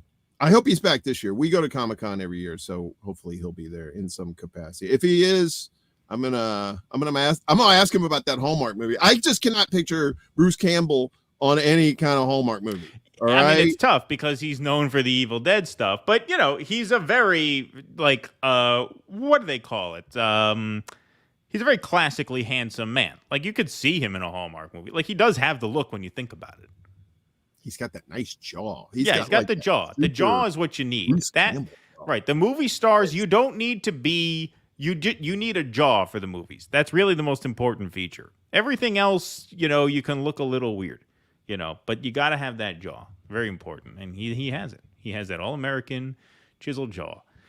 Andrew, thanks for the $5. If you like Haunting of Hill House, check out Flanagan's early film Absentia, one of my favorite horror flicks ever. It's, thank you for mentioning that because I haven't looked into his earlier films as much. But I definitely want to because it's great stuff. Midnight Mass was really good. I think I got the sense that he read a little too much of his own press in that one. Like towards the end, a lot of the monologues were just a little too much. Like that one scene where it's like, hey, what do you think happens when you die? And then they go on this 4-minute monologue. And then they say, and what do you think happens when you die? I'm like, oh my God, we got to sit through another one. And then the police chief, the Muslim guy who was talking about his experience on 9/11, that did not need to be a 6-minute monologue. That could have been 1.5. So it got a little self-indulgent, but still very good and very, very strong stuff. Yeah, indeed. I think it's a good premise, and I like the guy. I like the guy who played the priest. I can't remember. Yes, he was excellent. I forget his name too. But he's he got was one really of those good. Weird names that old men have, really old men, from the 20s. I know who you're talking about, and yes, it's a difficult name, but yeah, he was really good. Excellent. Brock Sampson, 71. Thanks for the $5. I came across your channel when you were discussing the Jimmy Dore Cornel West debacle. I immediately subscribed. Keep up the great work. Well, thank you, Brock. Appreciate that very much. Appreciate that. That's very kind of you. RJ Raymond, thanks for the $4.99. The real horror of Mike Flanagan's shows is his stable of recurring actors now includes Mark Hamill. Does it? Ugh. What was he in? I think he's going to be in Fall of the House of Usher. I think he's. Oh, he is? Oh, okay. I didn't know that because I watched the trailer to that. I must not have been paying close enough attention because I didn't notice him. Interesting. Yeah, right. That's what I heard. But I could be wrong. I hope I'm wrong. I really don't want to hear the Joker in any Brian exactly. Flanagan movies. So exactly. Let's go to a Rockfin tip. Thank you, JVB. Kshama's a breath of fresh air in the struggle for economic fairness, and she has a spine of steel. Absolutely. Absolutely. And thank you for the kind words. Bonzo Bean says, "Oh my God, you're a comedy show. This is a Rumble rant." Yes. So we do dabble. Of course. we do dabble in Trotskyism over here. I know, but thank you, Bonzo Beans. Appreciate that. I love Rumble. Look at Facebook. I mean, YouTube and Rockfin. You're all good, but Rumble, you guys are something else. I love you guys. You guys are. It's a different kind of fun. Of course. We love Rumble. We love all our audiences wherever they are. Bonzo Beans, break-in footage, please. What's break-in footage, please? What was that? I don't know what that's referring to. I apologize. Jake, can you let me know when that chat came in so I'll know what he's talking about? Thank you, Jake. All righty, we got another super chat we'll take in just a moment, but thank you guys very much for your generosity and support and your viewership. Please hit that like button, folks. We're struggling to get to 666 tonight. Are we going to hit that or are we not going to hit that? I mean, technically we have enough counting the Rumble audience, but let's get it up there. Let's hit that like button, hit that subscribe button. Let's get some action going over here, all right? Let's make this happen. All right, so here we go. This is the story that we could have covered last time, but it broke right before the show went live. Hunter Biden indicted by special counsel on felony gun charges. U.S. Attorney David Weiss, my uncle there, was appointed special counsel in the case last month. This is from ABC News. President Joe Biden's son, Hunter, has been indicted by special counsel David Weiss on felony gun charges. The charges bring renewed legal pressure on the younger Biden after a plea agreement he struck with prosecutors imploded in recent months. The younger Biden has been charged with 2 counts related to false statements in purchasing the firearm and a 3rd count of illegally obtaining a firearm while addicted to drugs. The 2 counts of making false statements carry sentences of up to 10 years and 5 years, respectively, while the possession charge carries a sentence of up to 10 years. Now, what do we always say? I'll just take a little game break here because Russell and I have spoken about the over-sentencing of the January 6th rioters and just the over-sentencing in this country in general. To lock someone in a cage for making a false statement on a gun application for 10 years, like how sick a society does a society have to be to do that? Like what Russell says all the time, and I think of it myself. You only get one life. Whatever your spirituality tells you about what comes after this, you only get this one time, and on average, it lasts about 75 years. So to put someone in a cage for 10 years for making a false statement on a gun application, like it's just sadistic and sick and inhuman, no matter who it happens to, whether I like you or not. That's not the point. Prosecutors have spent years scrutinizing Hunter Biden's business endeavors and personal life, a probe that appeared to culminate in a plea agreement the two sides struck in June, which would have allowed him to plead guilty to a pair of misdemeanor tax offenses and enter into a pretrial diversion program to avoid prosecution on a felony gun charge. But that deal fell apart during a court hearing in July after U.S. Judge Mary Ellen Noreika expressed concern over the structure of the agreement and questioned the breadth of an immunity deal, exposing fissures between the two parties. Weeks later, on August 11th, Attorney General Merrick Garland elevated Weiss, who was originally appointed by then-President Donald Trump, to special counsel, granting him broader authority to press charges against Hunter in any district in the country. Prosecutors subsequently informed the court that a new round of negotiations had reached, quote, an impasse, and attorneys for Hunter Biden accused Weiss's office of reneging on their agreement. Thursday's charges unlikely to be the last. Weiss also withdrew the two misdemeanor tax charges in Delaware with the intention of bringing them in California and Washington, D.C., the venues where the alleged misconduct occurred. Prosecutors have not offered a timeline for those charges, so there are more coming, it seems. This is a little later on in the article, but this is relevant. Meanwhile, on Capitol Hill, House Speaker Kevin McCarthy on Tuesday said he would initiate an impeachment inquiry against President Biden over his alleged role in his son's influence peddling. The White House has called the move extreme politics at its worst, adding that, quote, the president hasn't done anything wrong. Quote, today's charges are a very small start, but unless U.S. Attorney Weiss investigates everyone involved in the fraud schemes and influence peddling, it will be clear that President Biden's DOJ is protecting Hunter Biden and the big guy, James Comer, one of the lead committee chairs now overseeing Republicans' impeachment inquiry into President Biden, said in a statement to ABC News, referencing unproven allegations against Hunter Biden and his father. So that was a lot of words there, but essentially it looks like Hunter Biden has some legal troubles. There are going to be more legal troubles coming down the pike. How sound the cases are, how likely he is to face any jail time, those are all unknowns. Will he be found guilty while Joe is still president, at which point he would almost certainly pardon him? These are all questions that lawyers can ask and answer, and probably do a better job than we could. What interests me about this, though, is the horse race angle, because the more you see Biden's polling just tank, not only head-to-head polling against Trump and all the GOP rivals for that matter, but the more you see people just answer to pollsters that he is just fundamentally unfit because of his age and cognitive abilities to last another 4 years if given the chance, I would be very, very surprised if higher-ups in the Democratic Party are not looking at this opportunity of not just, these first 3 indictments coming out against Hunter, but the signal that there's going to be more. I'd be very surprised if the Democratic Party brass were not thinking to themselves right now, do we have the excuse we need to get Joe out of the race? Because they could very reasonably say at this point, very plausibly at least, say, this is going to be a distraction during the campaign. We don't need these distractions during the campaign. It's too important. We can't risk turning the keys over to Donald Trump. And so for the sake of not being part of a distraction that undermines our ticket, Joe is going to step aside. And the thing that's extra compelling about this is that they may be able to stretch that excuse thin enough to include Kamala as well. Because, of course, the problem is if Joe doesn't run, they're stuck with Kamala.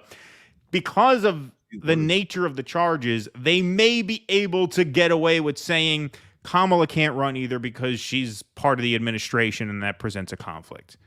At which point the path is cleared for Newsom to come in. Because it's just looking, and I was not of the opinion that Biden was going to step down. I was always of the opinion, no, they're going to run this guy. They're going to ride or die with this guy because he's the incumbent and they got no one really better. And so that's good. But as he deteriorates and as his polling just implodes, it's starting to, become harder and harder to envision him on the ticket next year. And this might be what they need to get him off.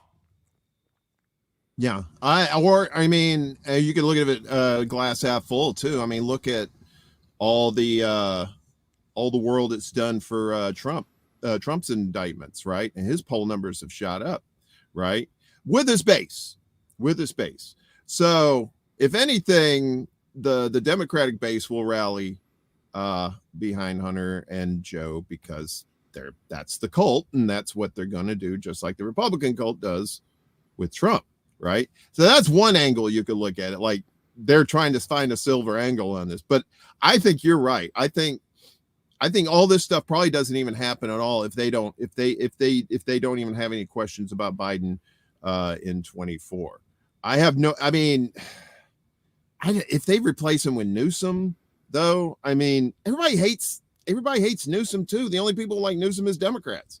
That's the thing. The only people that like any of these people are Democrats, and nobody else likes these people. So it's going to be interesting, and especially like when they time out when this trial is going to be, if there's going to be a trial, if they don't settle before.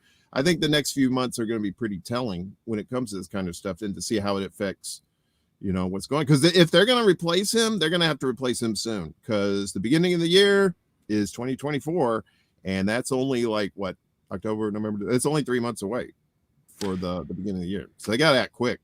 Yeah, I mean, the ticking clock is definitely an element of this, but it's an element that they can work, because the more this creates a sort of cloud of mystery, the more plausible their excuse is that there's just too much uncertainty and that this creates too much of a muddled mess for Biden to deal with as president, campaigner, and as a dad, right? Like, this seems to be what they can use, because they can't really give in to the narrative that he's too old, because they've been pushing against that the whole time. So they can't really say, oh, actually, yeah, you're right. This guy can't make it through a sentence without falling asleep or embarrassing himself. Yeah.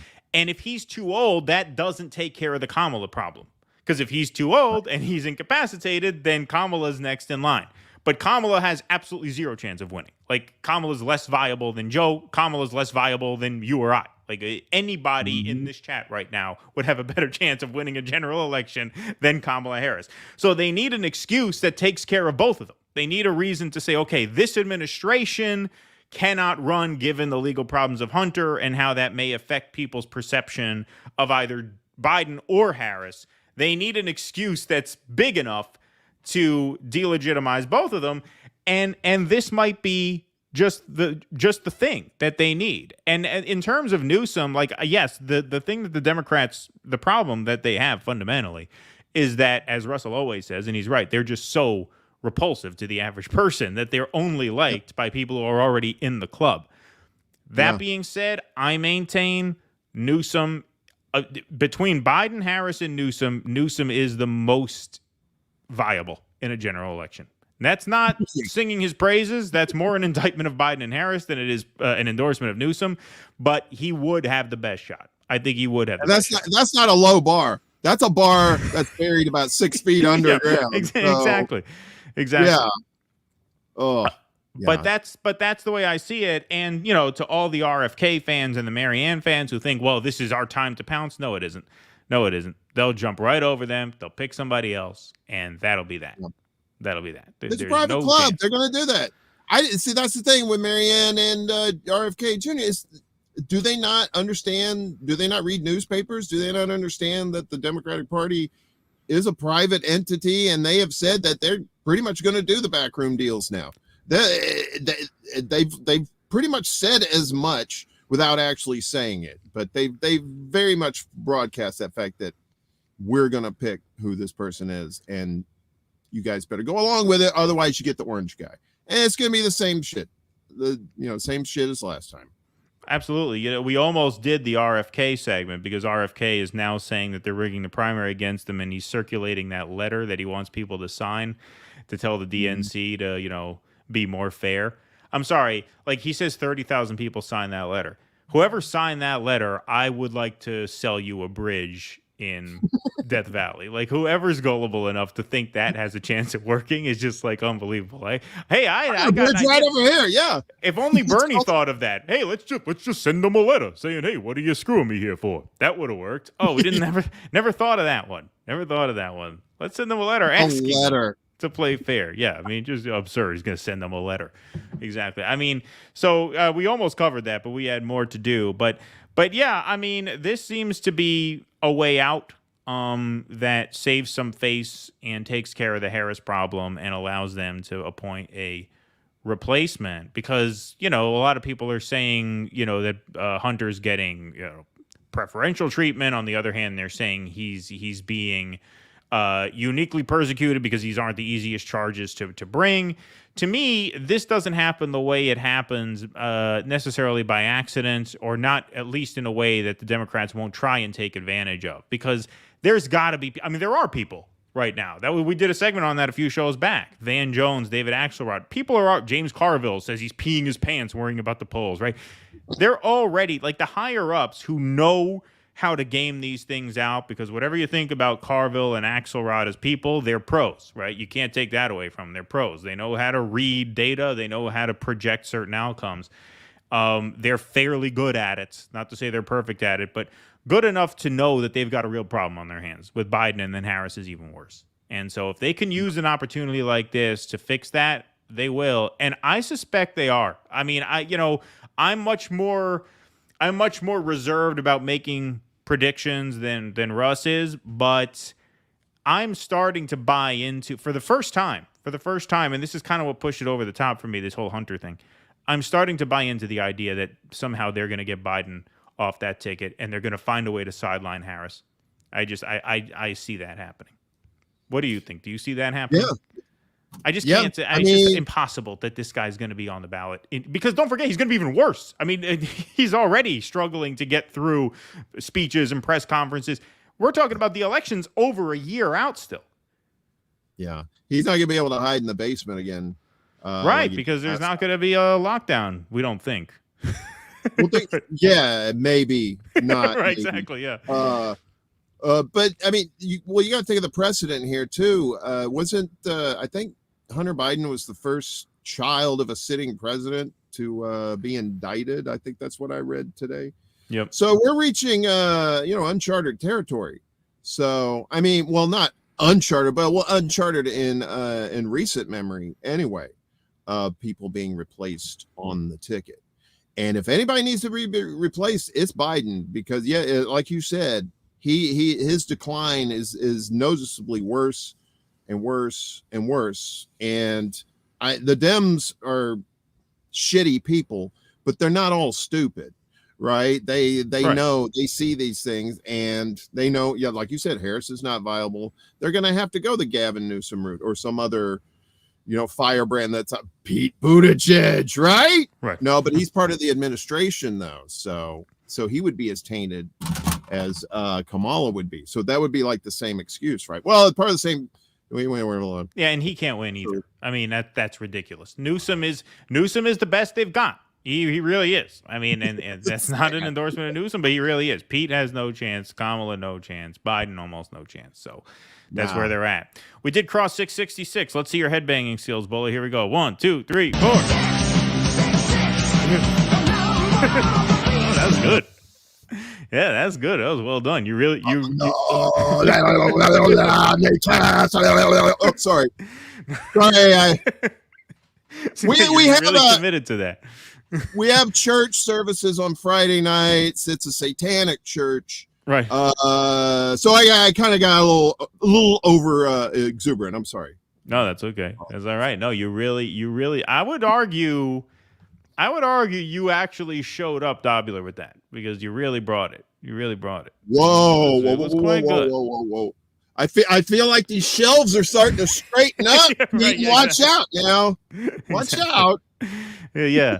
I would say that you kind of showed him up there. I do have whiplash now, but it's for the bit. Yeah. It's for the bit. It's all for the bit. Bonzo Beans wants footage of extra Bulla breaking and entering. Interesting. All right. Nice. That's what you meant by that. I do film all my B&Es. I have a YouTube channel called Don't Call the Cops. And it's just shows me breaking into everybody's house. It's a big hit. There's live streams and everything. We have prize giveaways. It's fun. Yeah, absolutely. Auction off the earnings, as you would say. Auction off the earnings. So that's satire for YouTube, by the way. We don't want to encourage any dangerous behavior. That's against the rules. Don't encourage it. Be safe out there, folks. Don't do anything against the rules. JVB, thanks for the $5. Since the gun charge is not serious, Biden should give Hunter complete immunity and executive pardon for jaywalking. I mean, gun something. Well, that's the thing. They could that's what's kind of confusing about this because they're attacking this. They're trying to delegitimize the charges, which on the one hand, I do get. They kind of have to.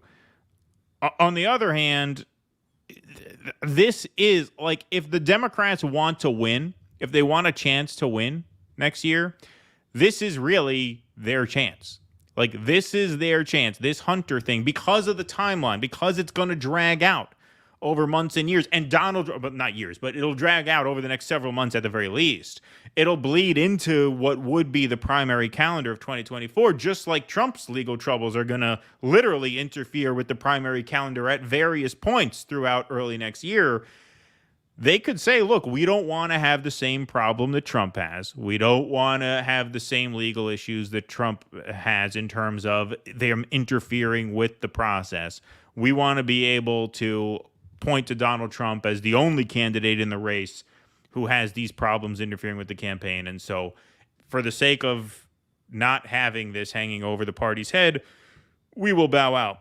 That's their best chance. If they want to win, they'll use this Hunter thing to get Joe and Kamala out, and they'll put somebody else in. That's to me is the winning move. It's the only chance they have at this point. I really think so. Especially, Trump's polls are back up. He dipped a little bit, but now they're back. They're back up where they were, where he's now he got indicted. Exactly. He needed that fifth indictment bounce, right? He needed that New York Circuit bump. Boom, there we go. That's how you do it. Exactly. No, but he's back up in the Real Clear Politics average of the nationwide popular vote, and he can afford to lose the popular vote and still win the electoral college. So the Democrats basically have to win the popular vote in order for the math to work out for them. Trump doesn't. So the fact that he's up nationwide means he's absolutely the favorite at this point. And this is the Democrats' way out if they can see it. Joe Mama 42, thanks for the Rumble rant. Food Club Dobular was such a working class knee slapper. I had to send an extra one. Thank you, Joe Mama. Appreciate that. Hey, Bulla, break out that singing bowl. Break out that singing bowl for laugh. Oh, what happened? I got a roll of toilet paper. Beautiful. Courage! Well, don't throw it. You're going to need it later when we sign off. I'm in the Blues Brothers flop house. It's right here. Everything's fine. Yeah, for those who took us literally, Bulla is, a very, very skilled visual artist, and that what looks like Russell's bookshelf is actually a green screen. So Extra Bulla did not actually break into Russell's apartment, but it looks real, does it not? It looks damn good. Very, very well done. Don't spoil the illusion, Keaton. These people paid big bucks to see this. Well, we already, unless, maybe I'll edit that out of the stream. We'll say that Russell packed his singing bowl and brought it to Italy, which is why you had to do the toilet paper instead. All right, we'll change it. We'll edit it in post. But thank you for the generous donation, Laugh. Appreciate that. Thank you. If somebody doesn't shoot me first, I'm buying Somewhere in Time with Jane Seymour and Christopher Reeve, directed by Swazark. Directed Ironside, Columbo, and Kojak. Okay, Really? This was his last tragedy. Let's pour from tragedy to hope. 4 stars for sure, plus John Barry. Interesting. Have you Somewhere in Time, Jane Seymour, Christopher Reeve? Yeah. Right. Time travel movie. Yeah, I'm big into the time travel movies. Yeah, that is a random pick from the past. There, good job. He calls himself Laugh. He says it's Laugh. He puts the 66 instead Laugh? of the H. That's his thing. But yeah, Laugh is how he goes by. Pretty good. It's a good movie too. So if you're into time travel movies and you like Christopher Reeve and Jane Seymour, and who doesn't? It's a great flick. Yeah, people love that Jane Seymour. She had that. She had He that. never Lauren ages. she had that Lauren Boebert thing going for her. She was, she was a Bond girl too. Yeah, She's like 80 and she still looks like she's in her 40s. I don't know what kind of. She went down to the the crossroads and signed a thing with Legba, and now or she has a painting in her attic that's like really, really decrepit. So anyway, literary reference. Sorry, guys. All right. See, we're going to jump the line here because you see, Bulla, this is why I spoiled the illusion, because I was afraid this was going to happen. Now we have Joyce for $50 wanting the cowbell, and we don't have the cowbell. So you see, this is why I had to come clean, because otherwise this was going to happen. We have no sound effects for a generous donation of $50. What I can do for you, Joyce, though, and thank you very much, Joyce, for that generous donation, I can give you one of these. Since we don't have a cowbell, we can say that I could have used a little more cowbell. Exactly. We can at least lament that we don't have the actual cowbell. Oh, there. Oh, beautiful. All right, hold on. Hold that still. Right. See, look at this guy. I could have used a little more cowbell. That's right. You have to shake it as he talks. All right, let's try one more time. Ready? Okay. All right, here we go. Okay. Here we go. Ready? Go. I could have used a little more cowbell. Beautiful. Beautiful. We're on a slight delay. That's why the rhythm was a little off. I am also also Thank you, I'm Joyce. also the Food Club Carrot Top. So I have a show at the Atlantic Terminal Mall every Saturday. Be sure to come down and see us in Brooklyn. Yo, speaking of Carrot Top, because we talked about Bill Maher earlier, apparently Bill Maher just interviewed Carrot Top on his Club Random podcast. That's amazing. He should hire Carrot Top to write his jokes. Maybe Carrot Top can cross the picket line now that his writers are gone. He can have Carrot Top write the material. That'd be interesting. Well, I mean, yeah, Bill Maher does. Yeah, what's Bill Maher's going to have a chest up on the stage and he's pulling out like all these shit while he's doing his monologue. Prop comedy on real time. He incorporates the panelists into it. Yeah, exactly. It's how you bring in Gen Z. The kids love motion. Right, the kids love it. Right, it's got to be visual. Visual. That's the name of the game, right? Yes. Indeed. DC, thanks for the $2. Appreciate that. Gun charges equals unconstitutional, shall not be infringed. See, this is how he's going to get all the libertarians on his side, right? They are not going to appreciate them going after Hunter on the gun charges.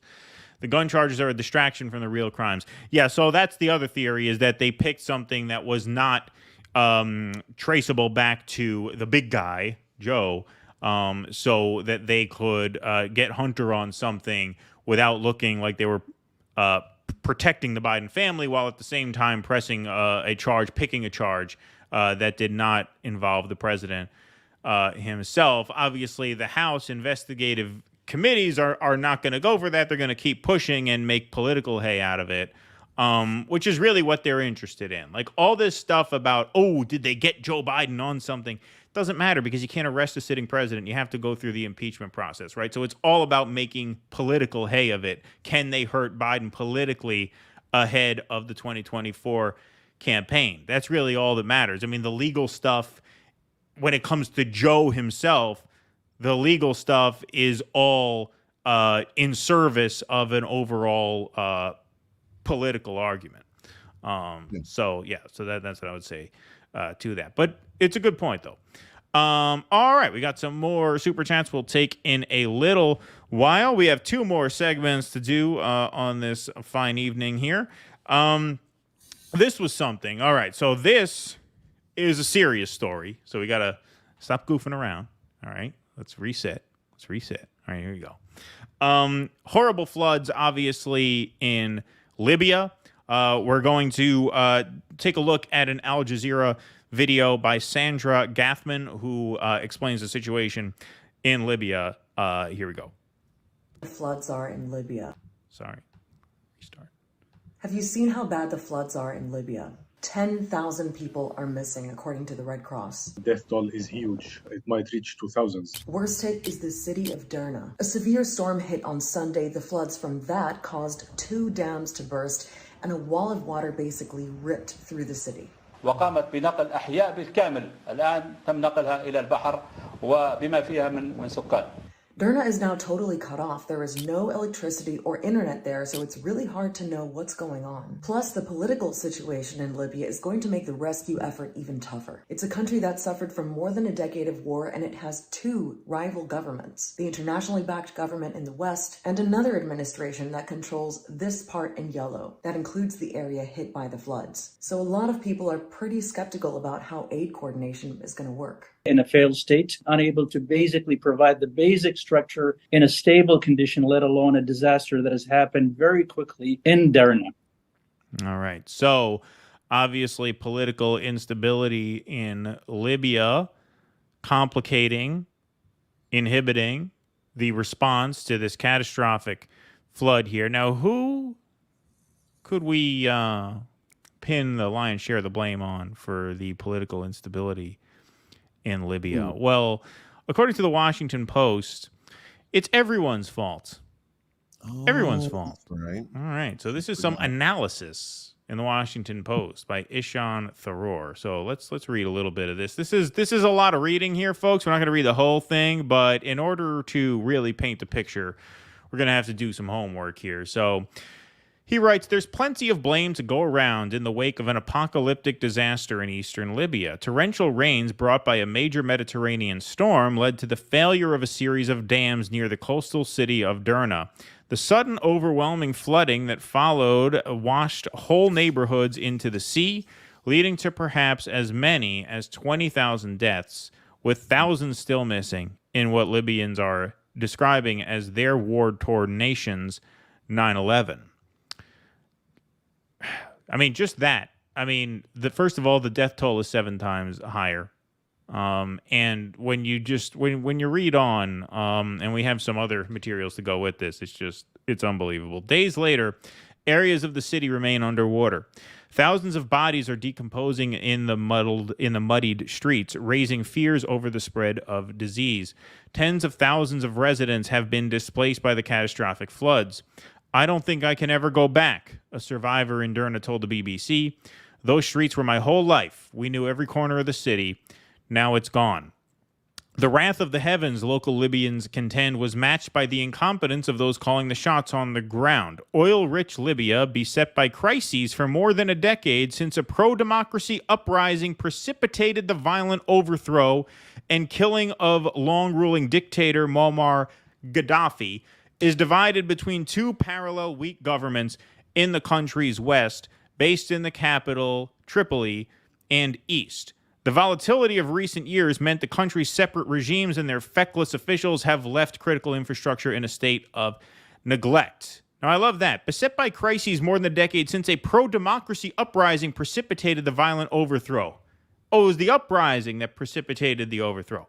It wasn't the intrusion of NATO, the West, namely Barack Obama, and, of course, how can we forget? He came, we saw, he died. Now, he does go on to mention NATO and the West, but in this entire article, and like I said, we're not going to read the whole thing, Obama, Clinton are not named once. How you write an article saying everyone is to blame for the collapse of Libya from the most modernized African nation into a failed state with open-air slave markets, and you do not mention Obama or Hillary Clinton by name? This is a serious article. This is the Washington Post. This is one of the papers of record. This is why we say, and a lot of our peers in the space say, and they're absolutely right to say, that we are the most propagandized people in the world. That the paper of record can do a piece like this and not mention either of those two. by name. That included 2 large dams built a half a century ago by a Yugoslav company that sat in the narrow river valley above Derna. The structure had been left in considerable state of decay and disrepair to the point that experts last year warned the dams may fail if faced with massive flooding. Between 2011 and 2014, there were already concerns about the state of Libyan infrastructure. Interesting place to start that timeline. Between 2011 and 2014. 2011 happened to be the year that the United States and NATO and the West provided the critical backing to overthrow the Gaddafi government, right? But that's where they start. Between 2011 and 2014, there were already concerns about the state of Libyan infrastructure. What about prior to that year? What about prior to that year? We'll get into that in a few minutes. Mary Fitzgerald, a Libya expert at the Middle East Institute, told my colleagues, and then Libya went through a 6-year civil conflict from 2014 to 2020, and a lot of infrastructure was damaged during that conflict. Oh, you mean the civil conflict that would not have happened if the Gaddafi regime were not toppled in the first place with our help? Is that the civil conflict that you're talking about? Again, this does not spell any of that out. In the 3 years since, you have a situation of rival government, which has yet again complicated political dynamics. Political elites, whether in Tripoli or eastern Libya, haven't prioritized the huge infrastructural challenges Libya faces. The whole country is a huge infrastructural challenge. Have you seen pictures of Libya since 2011? The Libyan landscape has looked like a ruinous war zone since we got involved. So the whole country is an infrastructural challenge. Of course, they were not going to be able to withstand this apocalyptic flooding. Libya's feuding factions and fractured polity laid the groundwork for the devastation that followed. Yes, that's what I just said. Libyans have suffered through years of intermittent fighting and lapsed ceasefires. The years that followed Gaddafi's fall, saw Libyan cities become beholden to a hodgepodge of warring militias and tribes. The country is a security official's nightmare, the conduit for vast, sprawling, illicit networks where smugglers move drugs, arms, and people. Derna itself was the site of a brief takeover by an Islamic State offshoot in 2014, which was eventually quashed by local forces. The petty squabbles and rivalries of the country's minor potentates have led to human rights abuses. Later on, but Libya's unstable status quo is also the result of the intervention of outside actors. Oh, okay, that's nice of you to admit. That began with the NATO-led intervention in 2011, where Western governments invoked the need to protect civilians from the Gaddafi regime to embark upon a bombing campaign that steadily moved the needle of the conflict in favor of a coalition of rebel groups. Again, we will show you what sleazy wording that is in a few minutes. The West's enthusiasm, and most of you guys already know, obviously, but we will bring the receipts anyway. The West's enthusiasm to enter the war was not equaled by its commitments to the peace. Libya receded from the global conversation as brutal post-Arab Spring conflicts in Syria and Yemen exploded. Same piece here. Libya's calamity now offers the chance for a reset. So this is later on in the piece. After years of treating Libya as a problem to contain and keep at bay, the United States has an opportunity now through this disaster to re-engage directly with the Libyan people, wrote Ethan Chorin, a former U.S. diplomat in Libya, pointing to the Biden administration's new pledges of aid. The European Union is also mobilizing a humanitarian response. Skepticism abounds among embittered Libyans. You think so? I think so. I think that's probably warranted. Libyan social media is already rife with criticism of European governments, noted Tarek Megarisi of the European Council on Foreign Relations. The narrative that Europeans' active interventions in Libyan politics helped create the corrupt Libyan politicians being blamed for the disaster, but those same Europeans vanish when they can really help. And then there are fears over what may happen with major flows of aid into the country. At the societal level, there is a huge outpouring of solidarity and spontaneous support for Derna, observed Wolfram Locker, a Berlin-based expert on the country. But for Libya's political players, this is all just another episode in the struggle for money and power. So, let's see who opened his mouth about how people can get involved to help Libya through this horrible situation. One Barack Obama, who once again was not mentioned by name at all in that Washington Post article, which is just absolutely astounding. If you're looking to help people impacted by the floods in Libya, don't boo. Check out these organizations providing relief. My editorial there, don't boo. Yeah, don't boo. Donate. Don't boo. Sign up. So he retweets the Obama Foundation. Obviously, Ben Norton points out the obvious. As U.S. president, Obama oversaw the neo-colonial 2011 NATO war that destroyed Libya's state, killing independent leader Muammar Gaddafi, sorry, this is very small lettering, who led a revolution against a Western puppet monarchy. All right, so I want to read a little bit of this here too. Like I said, a lot of reading involved here, but it's absolutely worth it. This was from the UK House of Commons Foreign Affairs Committee, an examination of intervention and collapse and the UK's future policy options in reference to Libya. This was published 2016-2017. This was Libya in 2010, so this is from that section. So this is before where the Washington Post started their timeline of Libya's descent into what it is now, right? Because obviously the world did not begin in the year 2011. So this is Libya in 2010.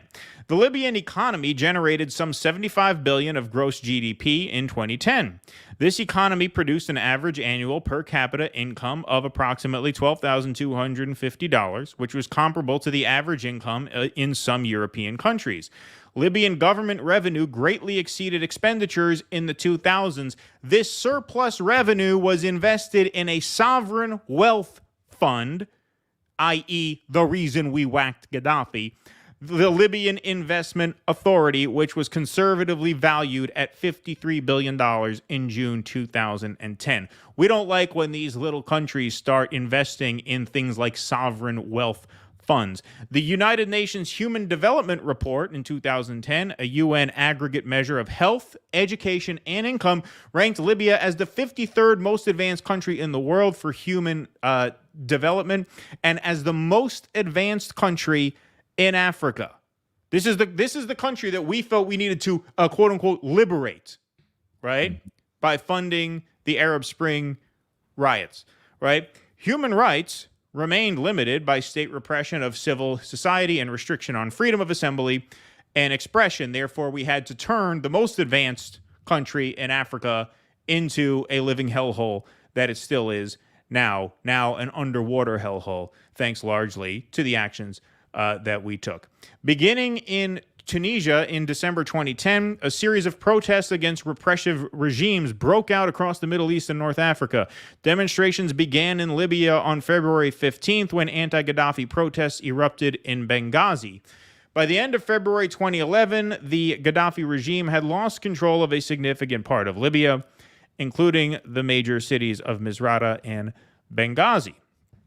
In March 2011, pro-Gaddafi forces launched a counteroffensive against the rebels that reached the outskirts of Benghazi. Again, this is the House of Commons official investigative report. On March 12th, the Arab League called on the UN Security Council to take the necessary measures to, quote, impose immediately a no-fly zone over Libya. In response, the United Nations Security Council agreed Resolution 1973 on March 17th, which authorized member states to establish and enforce a no-fly zone over Libya and to use, quote, all necessary measures to prevent attacks on civilians. Later on, it writes, Resolution 1973 authorized member states to establish and enforce a no-fly zone over Libya and to use all necessary measures to prevent attacks on civilians. It neither explicitly authorized the deployment of ground forces nor addressed the questions of regime change and of post-conflict reconstruction. Here's where this gets even worse. The United States, the report says, was instrumental in extending the terms of Resolution 1973 beyond the imposition of a no-fly zone to include the authorization of, quote, all necessary measures to protect civilians. In practice, this led to the imposition of a no-drive zone and the assumed authority to attack the entire Libyan government, command, and communications network. The possibility that militant extremist groups would attempt to benefit from the rebellion should not have been the preserve of hindsight. Libyan connections with transnational militant extremist groups were known before 2011 because many Libyans had participated in the Iraq insurgency and Afghanistan with al-Qaeda. This is the real kicker of this. We have seen no evidence that the UK government carried out a proper analysis of the nature of the rebellion in Libya. It may be that the UK government was unable to analyze the nature of the rebellion in Libya due to incomplete intelligence and insufficient institutional insight, and that it was caught up in events as they developed.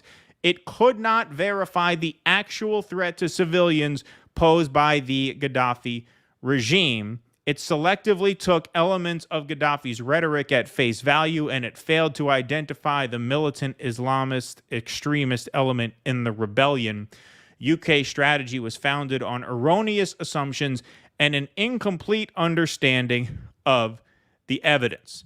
This is the famous line that we always heard about soldiers being given Viagra so that they can rape the peaceful protesters, right? There's all these stories coming out about the crackdown on the quote-unquote Arab Spring that were never verified.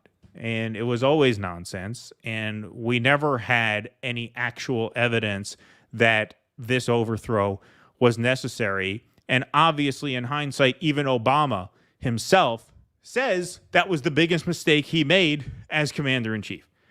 Yet, no mention in the Washington Post of him or his Secretary of State at the time by name.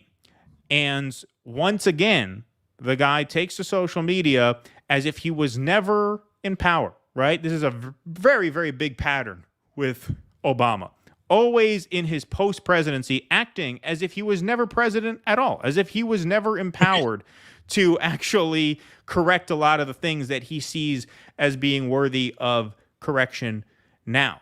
But the narrative that there's blame to go around without singling out Obama himself for this is just proof of just how far this media has fallen. I didn't read that whole op-ed. They laid blame on the various countries that took various sides of the Civil War, right, during the second half of the 2010s.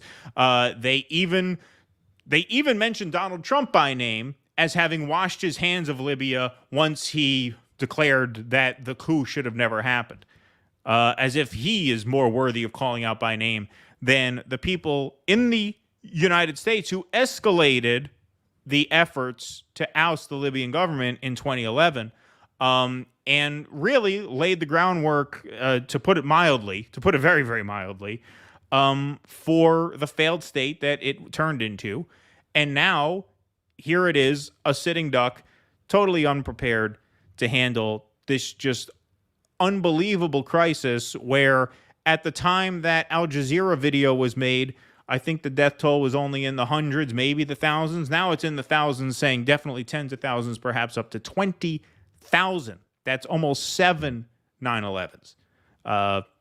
Another chapter in American misadventures, once again, a very, very mild term, in that part of the world. I know you saw that tweet, Bulla. Anything to add to that? I know that was a mouthful. Well, I mean, it just goes to show how important infrastructure is in a country. I mean, you know, I had people down in New Orleans when Katrina hit, right? And the thing was, New Orleans, as you could kind of compare New Orleans to Libya in the fact that there was a lot of corruption down there, still is. And if anybody doesn't know anything about New Orleans, it's a bowl. It's under sea level, and it's surrounded by the Gulf of Mexico, the Mississippi River, and Lake Pontchartrain. So, but they have levees, and they also have pumping stations within the city. Now, during Katrina, out of the 100 or so, or a few hundred pumping stations that were working, I think they said only 2 or 3 were working. So now, when you go back to Libya, and you talk about the infrastructure there, you know, the outside forces, they almost said it, Keaton. They almost said Obama. They said, right? And then they just said outside forces instead of Obama. Right? They were gonna, but then they're like, no. So I found that part, they were like almost the two people really who were the most to blame do not get any mention in the, democracy does die in darkness, doesn't it?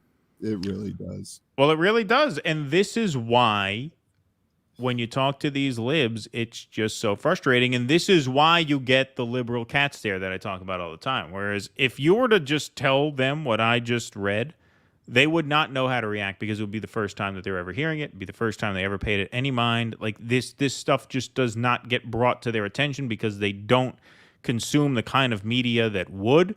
And as soon as whatever media they are watching does start to talk like that, they'll turn it off and go right back to whatever their comfort zone is.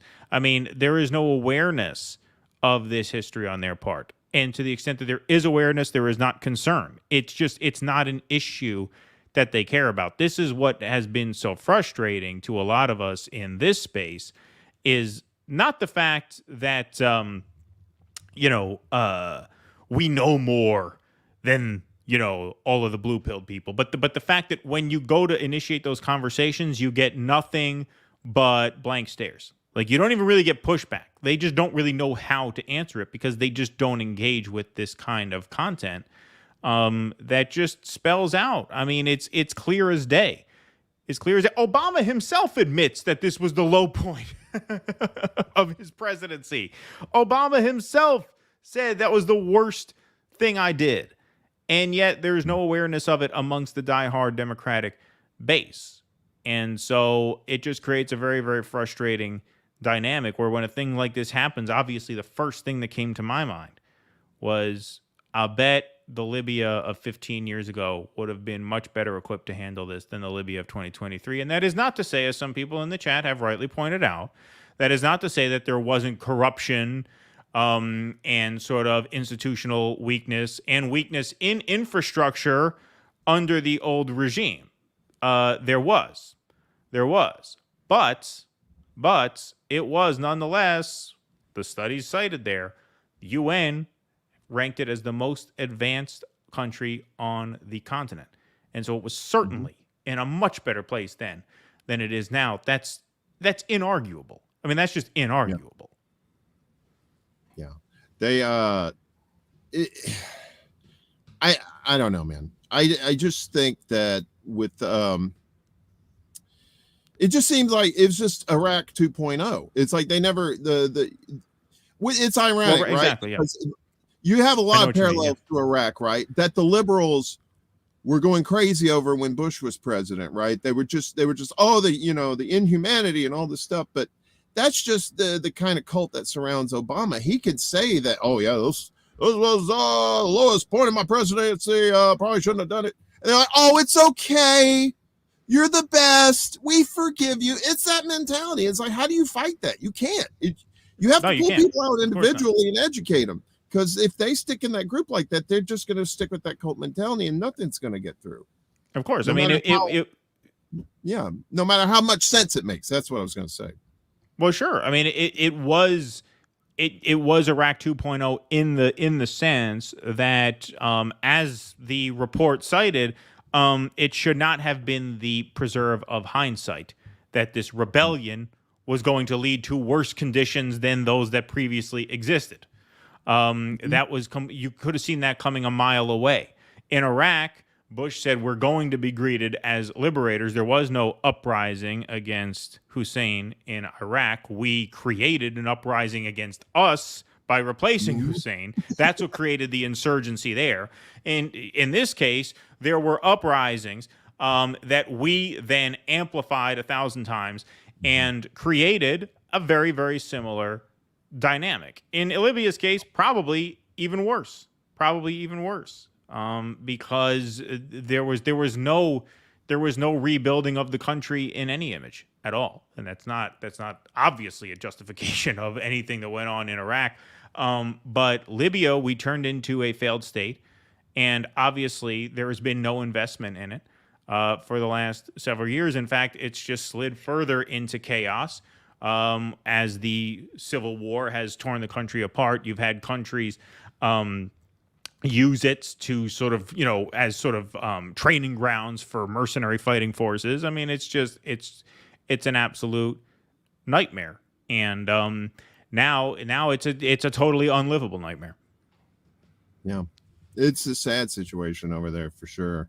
It's just terrible, you know. And for Obama to come out, it's like, dude, you knew that was the worst thing in your presidency. Yeah, you get on Twitter, it almost just sounds like it sounds like he's rubbing it in. It does. Like it is almost like a troll, right? I mean, it really almost is. I mean, you come on and say, "Hey, if you want to help the people of Libya, donate here." I mean, he's got to he's got to be aware of that, right? That people can't stand him for the shit that he did as president, and then in Libya, and then for him to say, "Well, I hope Libya works out. Here, we're gonna go in there and try and help."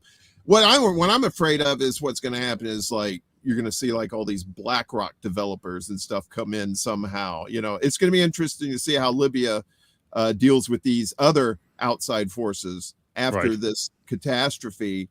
You know, I mean, if I was going to make a prediction, I think China's going to jump in and help them. This seems like to be what China has been doing with these countries in Africa with infrastructure projects and stuff like that. I'm going to make a prediction. China's going to come in and save the day in Libya, or at least help them with their infrastructure at some point. Maybe not right now, but at some point. All right, we will lock that prediction in. We have one more segment to go, and then we do have a caller who we're going to take on the line. RJ Ramrod, thanks for the $4.99. Appreciate that, my friend. What's really going to be fun is watching Democratic Party leadership justify choosing replacements for Biden and Harris without holding a primary.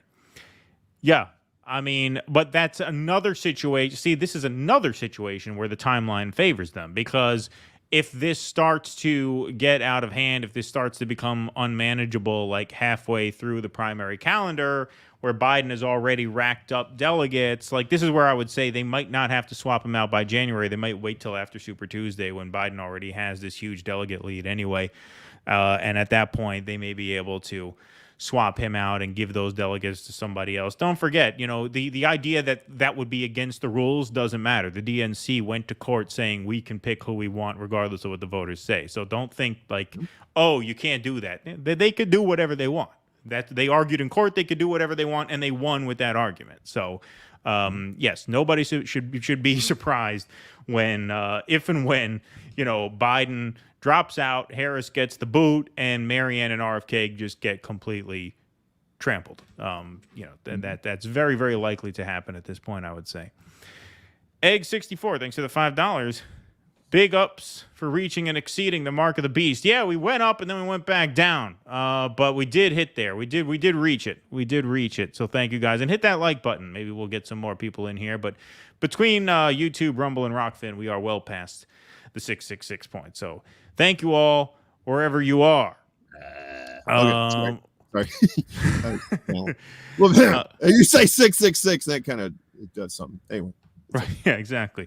Bonzo Beans over on Rumble. Journalism, the art of not giving a fuck while pretending to give a fuck. Yeah, indeed. Well, certainly for the Washington Post. Jax Page. Thank you, Jax Page, for the $2. Appreciate you. Happy to see Warren filling in. Great show today. Well, thank you so much. And thank you to Warren, of course. Indeed. Tusker. Thanks, Tusker. The state that Libya is in today after NATO intervention is especially galling when you consider the benefits Libyan citizens had under Gaddafi. Yes, indeed.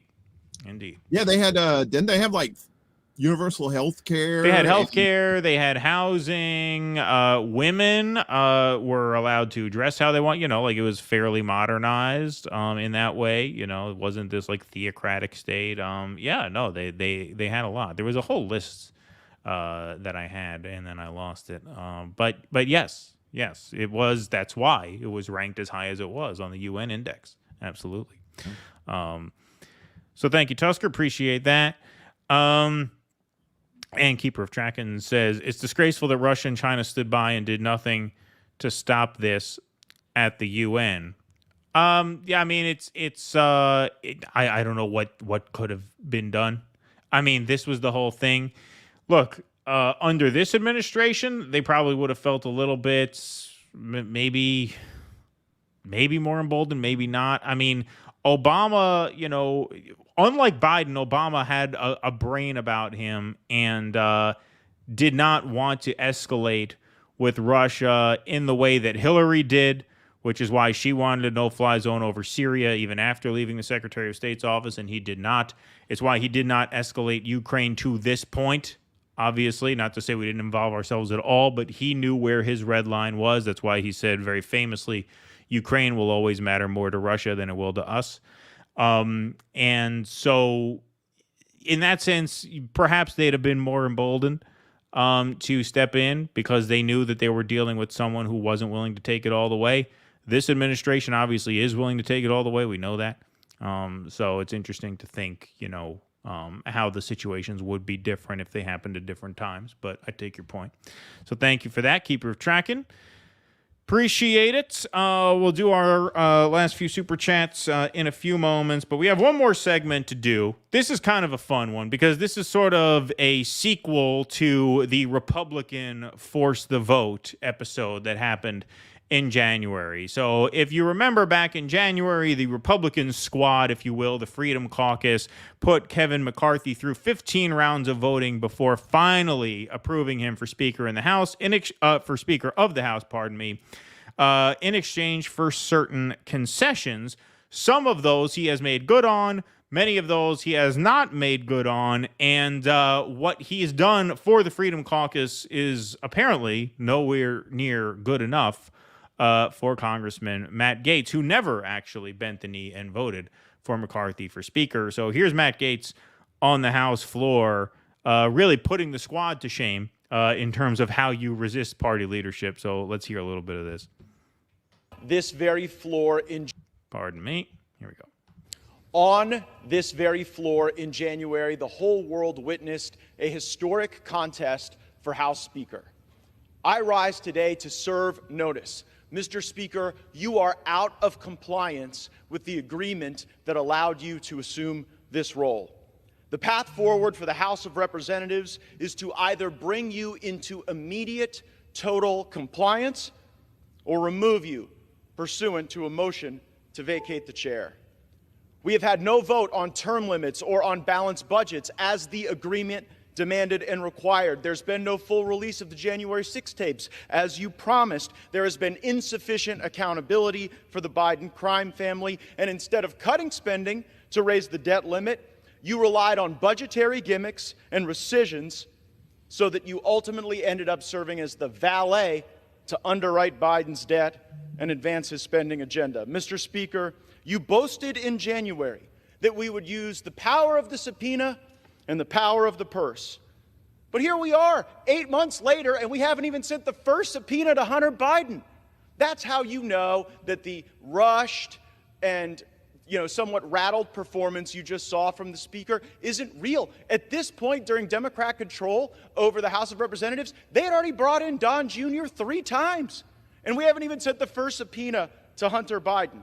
Power of the subpoena and power of the purse. Only thing the 118th Congress is known for at this point is electing Kevin McCarthy Speaker and underwriting Biden's debt. And unfortunately, there's only one of those things we can remediate at this time.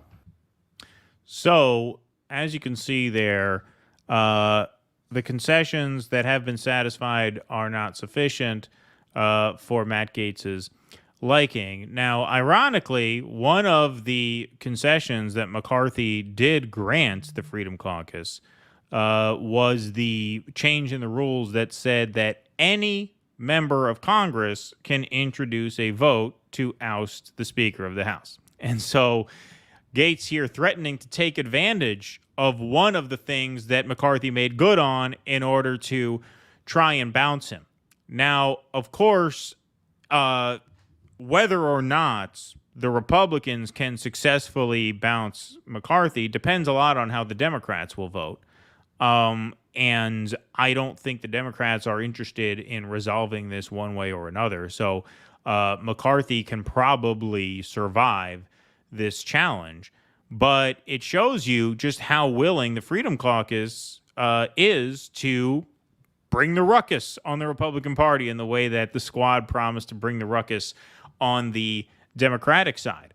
Matt Gaetz has been tweeting about McCarthy all week. He put a tweet up of McCarthy with the Ukrainian flag sort of pocket square, and said, how do you feel about this? He's been doing online polls on his feed about whether or not they should bounce McCarthy. So really going at him with everything he's got, all sort of illusions of party unity, be damned. Move the fucking motion, McCarthy reportedly defiant in heated closed-door meeting as he faces down GOP mutiny. Could you imagine a conflict like this on the Democratic side? Could you imagine AOC calling out Nancy Pelosi in those explicit terms on the House floor, and then Nancy Pelosi coming back, come at me, bitch, come for me, bitch? Like, it would never happen. It would just never happen, right? Because the Democrats are just it's not in their character to do that. So this is from Mediaite. McCarthy responded to Gaetz's threat on Thursday morning, telling Gaetz and his allies to go ahead and move the fucking motion, according to CNN's Melanie Zanona. Politico's Olivia Beavers added more context to the quote, reporting that McCarthy told them, quote, if you think you can scare me because you want to file a motion to vacate, move the fucking motion, and insisted that if he ended up being replaced, his successor would be making the same exact arguments he was. Gaetz reportedly responded to McCarthy's arguments by asking him to just move the fucking spending bills. That's what they're really all about right now. McCarthy won the speaker's gavel after 15 rounds of voting earlier this year, as Gaetz and other conservative holdouts sought to extract concessions from him ahead of time. And so, that performance that Gaetz put on there went on for about 4 minutes. And there's obviously no pressure on Gaetz's part that he feels to ease up. And that is exactly the kind of fighting spirit that we thought we were getting when we voted in our progressive insurgents in 2018 and in parts of the 2020 cycle as well. But this I know caught your eye, Warren. So what are your thoughts on that?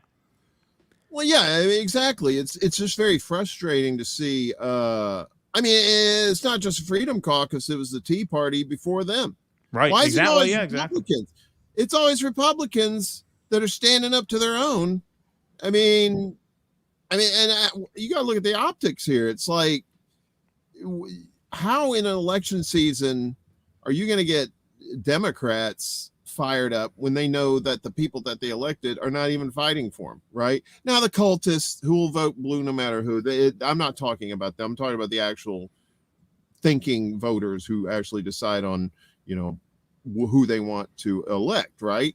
So it's just frustrating to see, we all read the DSA playbook, right? They were supposed to go in there and start a ruckus, right? Start the ruckus, make sure that you put pressure on Pelosi, get these concessions. None of that happened. None of it happened. Not even one. But the defenders will say, oh, but we got Pago. Remember Pago? Right. Pago was like the who was the person that was, shit, I can't remember anything. The person, I want to say the libertarian, the librarian, who's the person that they blamed for all their problems? They couldn't get anything passed. It was the parliamentarian. The parliamentarian. The librarian. The librarian. The librarian. Episcopalian. I don't know what the hell they're called. Exactly. I'm not a government guy. But yeah, so, it's just that's what they do. The Republicans, whether you like them or not, they're fighters. And the Democrats are just going to go along to get along, and no matter what they tell you. It's just terrible, Yeah, because it speaks to the character of the base. The Republican base is not triggered by this kind of fighting. Like, they don't care. The Democratic, the shit libs hate conflicts, right? I mean, this just has to do with the psychology, right, of the liberal base versus the conservative base, right? Liberals tend to be very conflict averse. They're more neurotic. They're shyer, right? They don't like to spar. They don't like to battle, right? They are very invested in civility. Whereas obviously the Republican base does not share those qualities. If they did, they wouldn't have nominated Trump, right? And Trump wouldn't be winning now. So it just speaks to just an entirely different psychology. One side is much more willing to fight and much more willing to put up with each other if they have to in order to advance a common goal in the end. There's not so much fretting about fracturing the party or dividing the party. Like you just said, they're doing this going into an election year, right? I mean, on the Democratic side, if any Democrat stepped out of line the way Gaetz did, he would be censured by the leadership, right? Hakeem Jeffries would come out and say, this is ridiculous. This happened to a certain extent in 2019 against the Squad when Tlaib and Omar started talking about Zionism and Israel and AIPAC's influence on the party. What happened? Leadership shut them up and shut them down. And they haven't stepped out of line since, right? Because on the Democrat side, they just cannot tolerate internal conflict because there is that liberal hive mind, right? They are much more cultish in a lot of ways than the GOP side, in the sense that they don't appreciate dissent. They don't appreciate argument. They don't appreciate original thought. They actually have contempt for original thought and free thinkers. Whereas on the Republican side, I'm not saying it's, the Algonquin Roundtable over there, right? Where they're all like, oh, tell me what you think. But they're much more open to that. They allow that. They allow debate to flourish much more than on the Democratic side. There's no question about that. If there's any lesson we've learned about the way the two parties operate in the past, 6-7 years, I mean, nothing says it better than the fact that the Republicans, despite trying to stop Trump, they eventually bent the knee to the will of the Republican base and named Trump as their nominee and supported Trump in the general, and Trump won. With Bernie, they cut him off at the knees in the primaries. And even if he did overcome all of the different sort of machinations of the party and become the nominee, which was impossible because of the superdelegates, which the Republicans don't have, they would have sabotaged him in November of that year anyway. And so, this just is a one more piece of evidence in just how different the two parties are in terms of the way they function and in terms of just their attitude towards conflict, towards debate, towards having it out. They're doing this at the start of a campaign season when you would think they'd be emphasizing unity, but looks like there's going to be no such thing. I mean, this fight is only heating up even more. It's crazy too, because around when Reagan came into office, it was like the total opposite. It was the Republicans who were like big time cultists, right? Because you had you had your the evangelicals all up in there too. That was the whole thing. Bringing the evangelicals into the Republican Party, and then that's when that really became a cult. And the Democrats were just, everybody was kind of all over the place. Everybody had their own ideas and stuff like that. And it's just, they could never get united like the Republicans could, because the Republicans kept it simple. They kept the issues simple for their base, right? They didn't try and complicate shit. They made everything as simple as possible so people would get behind it, and then they used fear like they do today in the propaganda, and controlled the people that way. But then, just like people who got disillusioned with the Democratic Party over the decades, the Republicans started getting disillusioned with the party, and now you're just seeing this total flip where it's like the Democrats are the warmongers and the Republicans are the ones fighting corruption. What kind of, did we go to the Star Trek mirror universe? What the fuck happened, man? Well, it's funny. I mean, the exact phrase used to be 20 years ago, more so 30, 40, but even during the Bush years, the phrase was that Democrats fall in love, Republicans fall in line. That was the saying. Meaning Democrats, explore their options. They get attached to these candidates who they fall in love with. And so they're divided because everybody's got, their dream candidate that they back. Whereas the Republicans are very strict, like a, cop squad. They fall in line behind the person who is to lead them. Now it's the complete opposite. Now it's the complete opposite. And that really changed. Oddly enough, I think that really changed in 2012. When they clearly did not want to nominate Mitt Romney. There was clearly no love for Romney in the GOP, as evidenced by the fact that all throughout that primary, you had different candidates emerge as temporary frontrunners. You had Santorum win Iowa. Then you had Romney come back in New Hampshire, but you had Gingrich win South Carolina. So then he became the frontrunner. And Romney would just go in with his big money and he would blitz the airwaves by saying he's the most electable candidate. And what did the Republicans do? They fell in line behind a guy who they really didn't like because they were convinced that he could beat Obama. And then when he got blown out by Obama, they learned the lesson. Okay, we're not going to fall for that anymore. Now we're going to go with our gut, with who we love. And who won next time? Trump, right? Yep. Whereas the Democrats learned the opposite lesson. Like they went with their heart in 2008 and 2012, and since then, it's been just impossible to break the grip of who the DNC and the corporate media want. And that's why the two parties in that way function very differently. In some ways, they function very much the same. But in that way, they are very, very different at this point. And you're right. That has been a complete reversal of what it was 20, 30 years ago. Yeah. Which was a complete reversal then of what had happened in the 60s, right? Yeah. So it's just like, it just seems like every 30 years. Yeah, it's a good point. They flip that, it's like the poles on the planet, the poles flip, exactly. and then Australia's up here and all this bullshit. Yeah. So, yeah. No, that's well said. John Locke, thanks for the $20 super sticker, my friend. Appreciate that very much. That's very kind of you.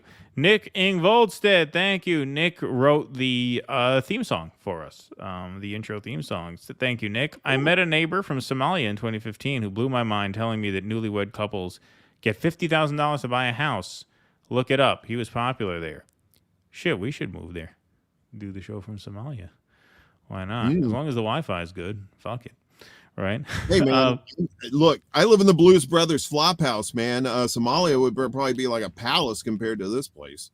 What part of Brooklyn do you live in? I'm in Fort Greene. I'm so yeah, Fort Greene's cool. Yeah, it is. It's hipster hell here. It's funny though. My landlord is it now? I guess back when I was like, living in the city, it was kind of transitioning because I had a couple good friends who lived there in like 2015 or something, and it was like a quarter of the way through gentrification, probably more like halfway through the gentrification process there. If I want to get my mustache waxed down the street, it's $40. That's how I know I'm in a hipster neighborhood. Yeah, well, that's a lot. That's a lot for a mustache. Any place that provides mustache waxings in the neighborhood. Exactly. That's like the new Starbucks is in the neighborhood, so people have money in that area. Exactly. So, yeah. There's somebody's doing this, and like tying women to train tracks and wearing top hats. That is a sign that the new crowd is moving in, for sure. Yeah, when Snidely Whiplash shows up, yeah, that's when the hipsters are coming. Right. Exactly. That's how things are starting to change around there. All right, folks, our super chats are done. Our Rumble rants are almost done, but we're going to go to the phone because we got Scotty, who's a new Patreon supporter who called in. Your mic is on and you are now on the air. Scotty. Hello. Can you hear us? Hello. Can you hear me? I can indeed. Hello. Hello. I'll often listen from time to time, mostly RBN and you and Heartlands and Black Para Media, and so I in my late 30s, black man from Columbus, Ohio. I grew up watching Cornel West when he was on Real Time with Bill Maher in like the mid 2000s. And I did grow to admire him throughout the Obama administration, because after he supported him, he became his most famous critic, and he did lose some relationships with Michael Eric Dyson, and he critiqued Obama when it should have happened. But like after watching the interview with him and Jimmy Dore, and really actually looking at his history, I sadly myself came to the conclusion that I agree he's not running a serious campaign. In fact, it's a messaging campaign, and actually Rational National agreed with that assessment when he went on Fox News, and he had this back and forth with Sean Hannity, because like the whole big thing was like shit libs don't like it when leftists go on to these. Yeah, I think that was with. I could be wrong, but I think that was with Laura Ingraham, not Hannity. But I could be wrong. Maybe No, it was Hannity. It was because I know he went on Ingram too, and they had a similar conversation. Yeah. Okay. Yeah, he went. Yeah, he went on, and he talked. Like he mentioned Trump's father being aligned with the KKK, and Okay. basically that like he's seen that as saying like, you know, he's not going to pretty much run like a serious campaign. He even said it was a messaging campaign. And so I looked at his endorsement history, right? And he's kind of talked about his endorsement history, but not really delved deep into it. So here it goes. In 2000, he did support Ralph Nader, Right. but he did that after he supported Bill Bradley in the Democratic Party primary. Yeah. Right?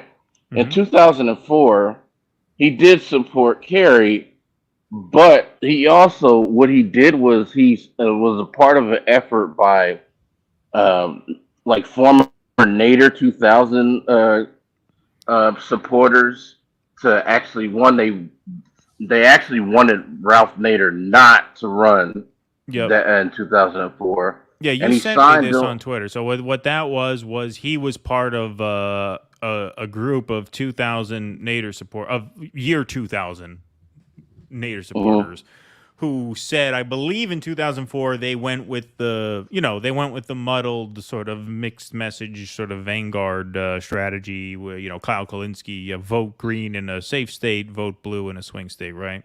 So they were basically saying, yeah, we like Ralph Nader, and if you live in a safe state, vote for Nader, but if you live in a swing state, vote blue. After originally trying to dissuade him from running altogether, I believe. Yes, he did that. Then, of course, he supports Barack Obama, does 67 campaign events for him. He even though he's on the outs with the Obama administration, in 2012, he still urged people to actually vote for Obama against Romney. Right? I didn't know forward to that. 2000 I didn't know about the 2012. I know 2016, Jill Stein, and then 2020, Joe Biden. So that's the 2016. He does Jill Stein after Bernie. He supports Bernie Sanders. Right. And so like so there's a pattern here, right? And this is why I say Jimmy Dore really did himself a disservice in that interview by the way he conducted himself, which he was right to criticize him on certain instances, but the identity politics issue, and this is where the white left really does have to really come to grips with how when you talk about like the issues of identity, it sounds like you're being very dismissive and like people who don't even cover politics. I was actually looking at the responses, and there were like channels who mostly center Black issues, who don't necessarily cover politics, but they seen the video with him and Jimmy Dore, and they were not happy about that, and felt that he came off racist. And it wasn't helped by the fact that people like Tim Black, The Vanguard, Rational National, Human Sport, Benjamin Dixon, all these people who already don't like Dore were, making smears against him. And also, yeah, but if you notice, the people who actually took Cornell's side in that interview are the people who have no interest in actually backing Cornell for the most part. I mean, the Vanguard guys, I almost don't even count them because they're Marianne guys who are saying, yeah, Biden's the lesser evil, so they're probably going to do this whole swing state, safe state thing. But like David Dole, right? I don't know if the Humanist Report did something on this or their whole leftist mafia channel did something on this. Like the people who took Cornell's side, ironically, are the people who were trashing his campaign a couple weeks prior. They didn't want him in the race, right? But when it comes to Cornell versus Jimmy, they'll take Cornell's side in that.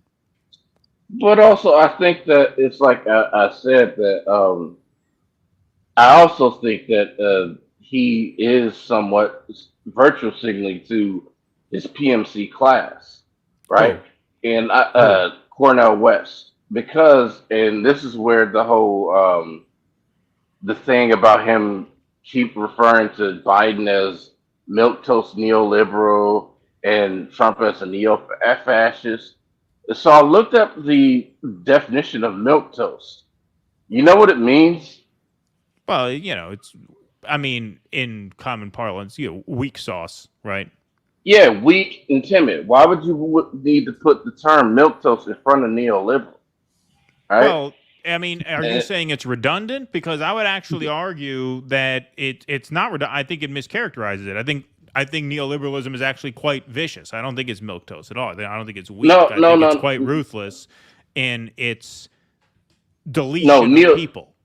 No, neoliberalism is, but here's the thing: most people don't know what neoliberal, like the common folk, don't know what neoliberalism is. Right. Right. It is vicious, but why would you put the term milquetoast in front of it? Right. It makes no sense. Right. No, I agree. I agree. I just didn't know if you were saying. I didn't know if you meant that. I didn't know if you thought that it was a redundancy. Or a contradiction, and that was probably my fault. I probably shouldn't have assumed where you were going, so I apologize. Yeah. You gotta give me some time. I'm just trying to cook, but Walter White. Yeah. But anyway, so yeah, like you would do that if you're signaling to your PMC classes that you're not trying to say that Biden is worse than Trump. Right. You'll say that Biden is as bad as Trump, but I can guarantee you, if you get him in the interview and you pin him down, and you say, you do know that Trump is worse than Biden, right? Well, of course he's going to say that. Now, which leads me to the Savvy Sav's interview with Peter Dow, and you've got to watch this interview because. Peter Dow does come off very slick and very conniving. There's a part in the interview, and Colin Radix Carter actually quoted what he said in the interview. There's an interview where Savvy asked him about people talking about, are you an infiltrator, right? Right. And so he says, that's not how these things work. The Democratic, Party is very more slick. And he quotes Peter Dow. He says, I was warned that it's not necessarily going to come from the corporate Democrats. The criticism is more so going to come from principled leftists. Right. I did see that part, or I saw that part quoted on Twitter. I forget exactly how I came across that, but I did come across that part. Yeah. Peter Dow actually replied to him and said, this is actually a misquote. And Colin posted the quote from the transcript of the interview. And so it's like, dude, you're already lying. You're already lying. And so what I took that as is that what they're going to do as a way to stave off criticism from the left of Cornell, they're going to use Jimmy Dore as a punching bag. They're going to do that, and anybody else in any way associated with them. And they're already doing it with RBN. Like they're calling them part of the Jimmy Dore left. They say that about us too, to the extent that we're talked about. Yeah. Yeah, they're doing that, and also like you guys, the Heartlands, and there's other black leftists that criticize RBN because they wanted them to cancel Jimmy for that interview, and they're getting criticized for that. So I think that's definitely coming. And then I heard from I don't. I'm sorry. I don't mean to cut you off, but that is why I believe, and I said this at the time, I think that's why Cornell was especially combative in that interview. Almost from jump. And it's not that Jimmy didn't come in strong. He absolutely did. Because Jimmy, and I happen to know this, I mean, he said this on the air, but I know that he's reached out to the campaign, not looking for a job. The idea that Jimmy Dore was bitter because he didn't get a job on the Cornel West campaign is fucking absurd. Why would he want a job on the Green Party campaign? If he had a job on a presidential campaign, he'd have to stop doing his show. You know how much more profitable his show is than whatever they'd pay him on the Cornel West? So it's ludicrous that he wanted a gig. He wanted to volunteer his time and his perspective in order to try and help the campaign, and they boxed him out. Jen Perlman, whose politics are not quite Jimmy Dore's politics, as I'm sure we all know. And I know Jen, and I get along fine with Jen. We've been on their show; they've been on ours. She has volunteered to advise to help out with the Cornell campaign. She has not heard back. A lot of people have reached out; they have not heard back. It's not a campaign with a sense of direction and purpose. It just isn't, and so that's where I think some of the frustration on Jimmy's part came into play, because he said right after, I wanted to have this conversation off air. Anyway, I'm sorry, I didn't mean to extend that.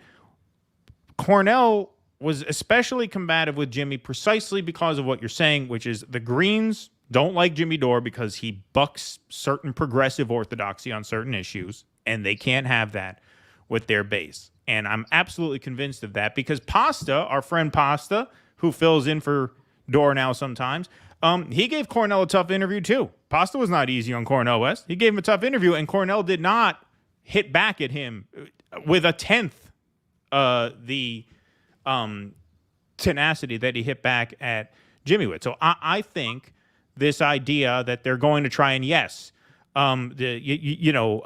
sort of make Jimmy's sort of controversial position in this faction of the left, make that stick to Cornell in one way or another.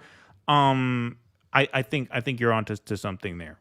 And I'm sorry, I lost my way on this tail end of that sentence, because I'm not sure exactly the extent to which you said they're going to try and cancel Cornell over Jimmy or cancel Jimmy over Cornell. I apologize, but I think generally you got the gist of that. What I'm saying is they're going to try to divide the post-duopoly left. Right. Okay. Yeah. Okay. I got you. Yep. That's essentially what I think is on the horizon. They're gonna do it either through race or through and I'm just being upfront.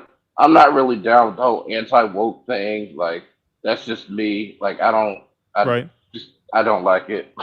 But I can I'm still able to watch you guys from time to time. But well, I've noticed what's I appreciate it.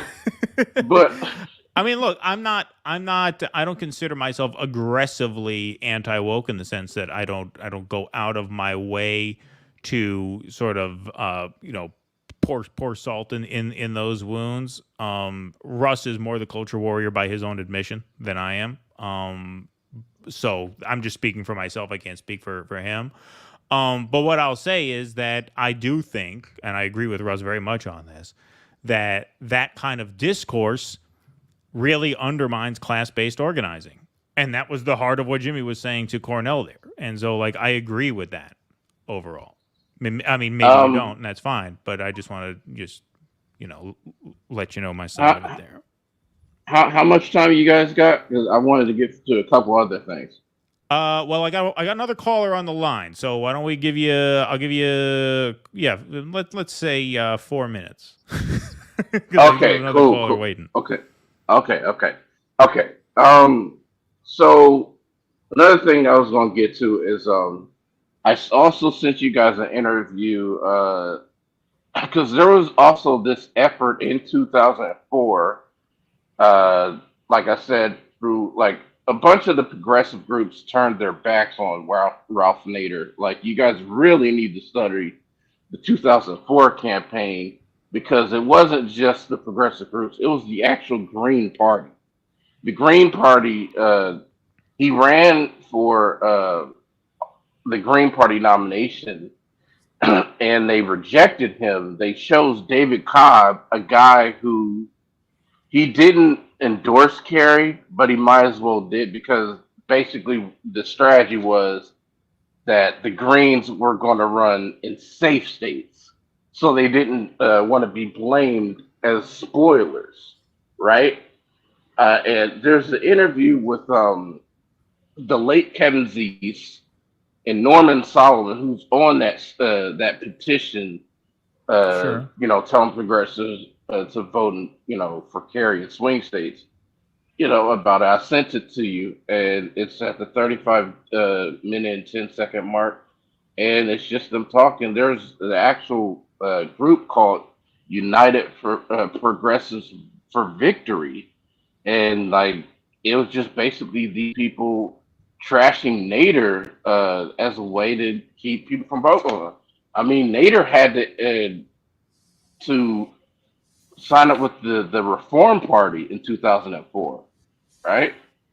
He didn't, he had to go from the Green Party because they rejected him to the Reform Party. That's a right wing party, and sure. I think one thing you guys can do, I think you should cover that story if you can, because you listen to that debate. It's the exact same way that how we cover it. Like you'll hear about, well, you got to vote for the Democrats because do you want the fascists to have another second term? It sounds identical to Biden and Trump, right? And also, I think you and I don't know if Russell or anybody to watch An Unreasonable Man, which covers the life of Ralph Nader. Yeah, I saw that way back in the day. I saw that around the time that I can't remember when, but I saw that a long time ago. Yeah, it's dead on. It's dead on. Like it actually describes what we're going through right now, especially with progressive politics and like So do that and did you see the People Party statement about about the Jimmy Dore interview? I did not know. Well, basically, first off, fuck Nick Brana. He needed his ass whooped after he tried to, with all the other stuff, and then he tried to pressure Steph into getting Jimmy to run. But they said something very interesting. He said that they gave them a populist platform to use, and they took off they took off half of what they gave them, that will have left right support. And he said, this is very interesting. He said that the Cornel West family thinks that Biden is the lesser of two evils of Trump, and that Cornel West family doesn't want Cornel West to be blamed for another Trump term and to ruin his legacy. So take that with a grain of salt, but have a good night, gentlemen. I mean, that could be. That could be. I mean, I don't doubt that. I mean, that seems like that very well could be the case, and which would explain that muddled messaging. There are other things that could explain it, but that's certainly one of them, and that's one of the things that Jimmy sort of honed in on in that interview. And look, Jimmy forces conversations on the left that are difficult, and that's why he's called divisive, because that force to vote was divisive, because he saw that people had made a big investment in the squad, and he sensed that they weren't worth the investment. And so he blew the whistle on that by, driving a wedge through that faction of the left, right? And you can call that divisive, but ultimately those conversations are necessary because you have to have focused energy, and you have to be very, very, very, very clear about where your resources are well spent and where they're not. And so this project of taking over the Democratic Party by investing in these progressive insurgent campaigns was ultimately a fool's errand. And had he not blown the whistle on that, who would have? Who else was saying that in this space at that time? Nobody. That's why he was and continues to be a certain kind of lightning rod, right? Because he creates controversial moments by getting out in front of these things. Cornell, same thing. Same exact thing. We were invested in the Cornel West campaign. We thought this was something that I could direct people to invest in. And, he played a big part in exposing the fact that it's really not a sound investment. And just to be very, very clear, I wish the Cornel West campaign well. We're not going to devote time on this show to tearing down Cornel West or his campaign. I hope he succeeds. I really do. It's a question of investment. Can I, in good conscience, direct my viewers, my audience, to invest in that campaign, to give money, to donate time? Just as Nick Cruz said to Marianne Williamson, he says the working class blew $100 million on the Bernie Sanders campaign only to have him attempt, to fold his movement into the DNC. That's a waste of time and money that working people don't have. And so if I'm going to invest in you, I have to know that you're worth the investment and that the investment of poor and working people is in good hands with your campaign. And with the Cornel West campaign, it's just gotten to a point where I cannot say that. I cannot say with confidence that people's investments are in good hands with that campaign. That's why I cannot advise people to invest in the campaign. Do I hope the campaign fails? Absolutely not. I hope it succeeds. I hope it does well. And I hope that they can reorient in a way that gives me more confidence. But between the milquetoast neoliberal versus the neo-fascist constantly, between the yes, I do agree. I know our caller probably wouldn't agree on this, but he hung up. An overemphasis on identity politics issues, right? I do think that is a valid criticism that Dora made. And this hiring of Peter Dow just shows that no one's home. No one's home. You're not properly vetting the leadership. Cornel is not involved in those decisions by his own admission. Jill Stein says she found Peter Dow, not Cornel West. So if the candidate's not running the thing, and the people who are running the thing are claiming that they didn't know who Peter Dow was during the 2016 campaign when he was smearing the Green Party as much as anybody else, come on.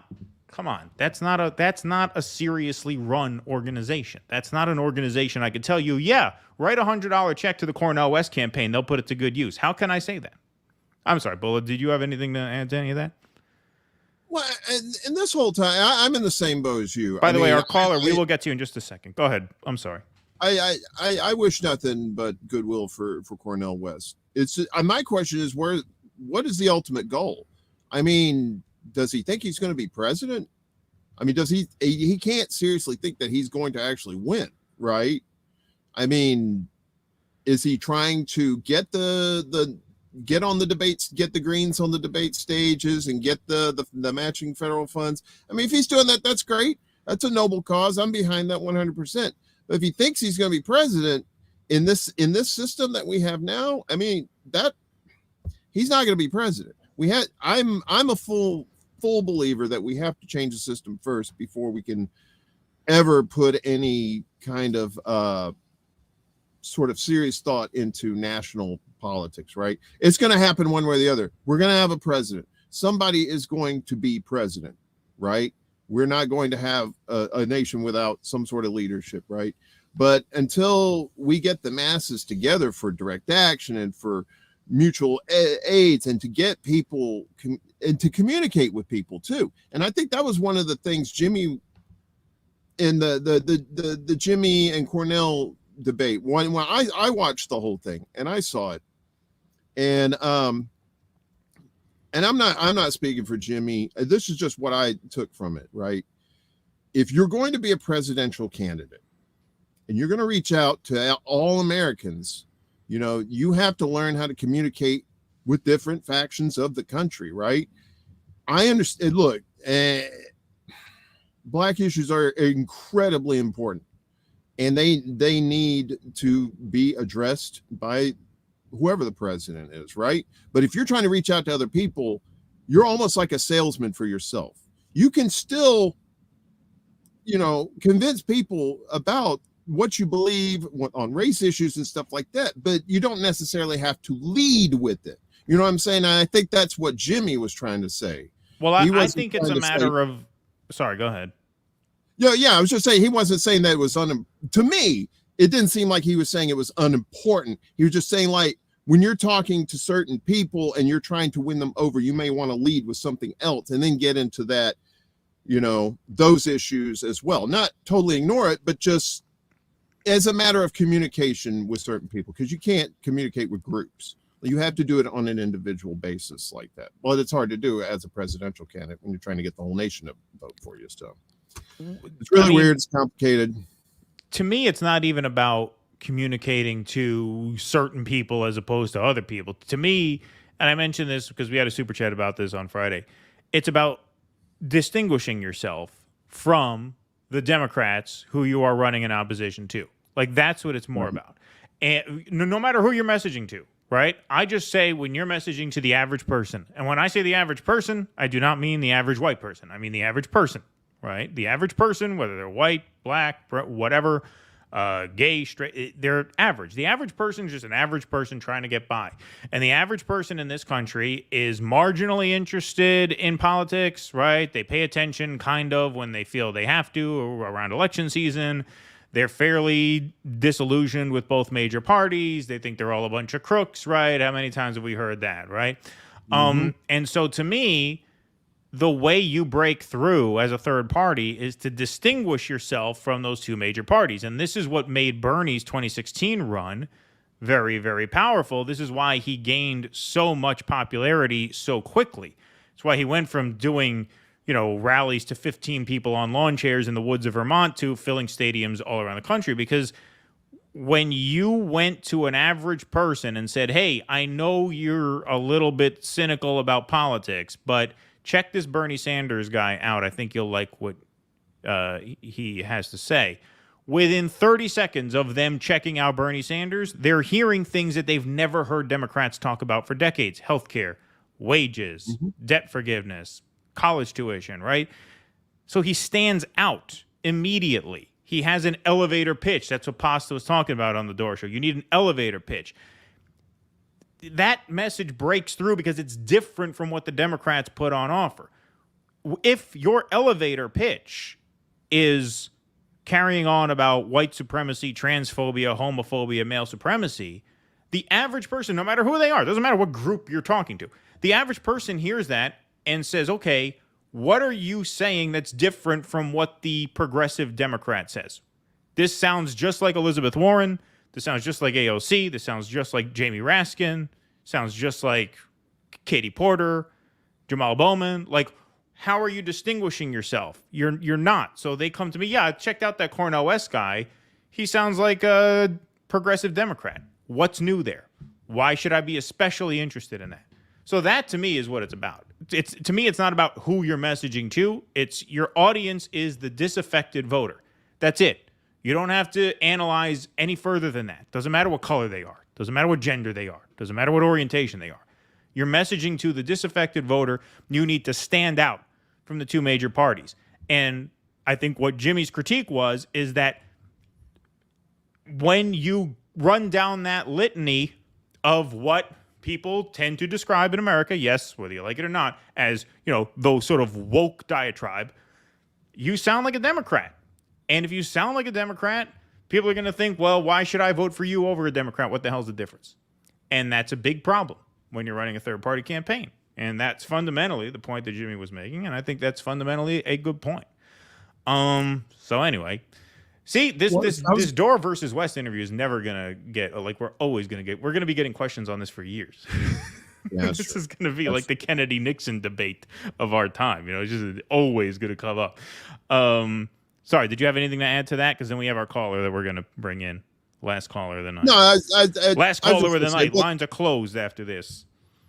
I was going to say one of the other things that helped Bernie stand out too was his bona fides from the his work in the 60s too, right? His work with the civil rights. I mean, he walked the walk, so he was able to talk the talk, and people looked at his background. So, oh, okay, I tend to agree. I think this guy is genuine, right? Because he's actually done it. Other people who have said that people have mentioned like healthcare and stuff like that before. Nancy Pelosi mentioned it in the 90s, and then what happened with that, right? But but like you said, Bernie he stood out, right? And yeah, you're right. And Cornel West is going to have to stand out too, and not sound like a typical Democrat.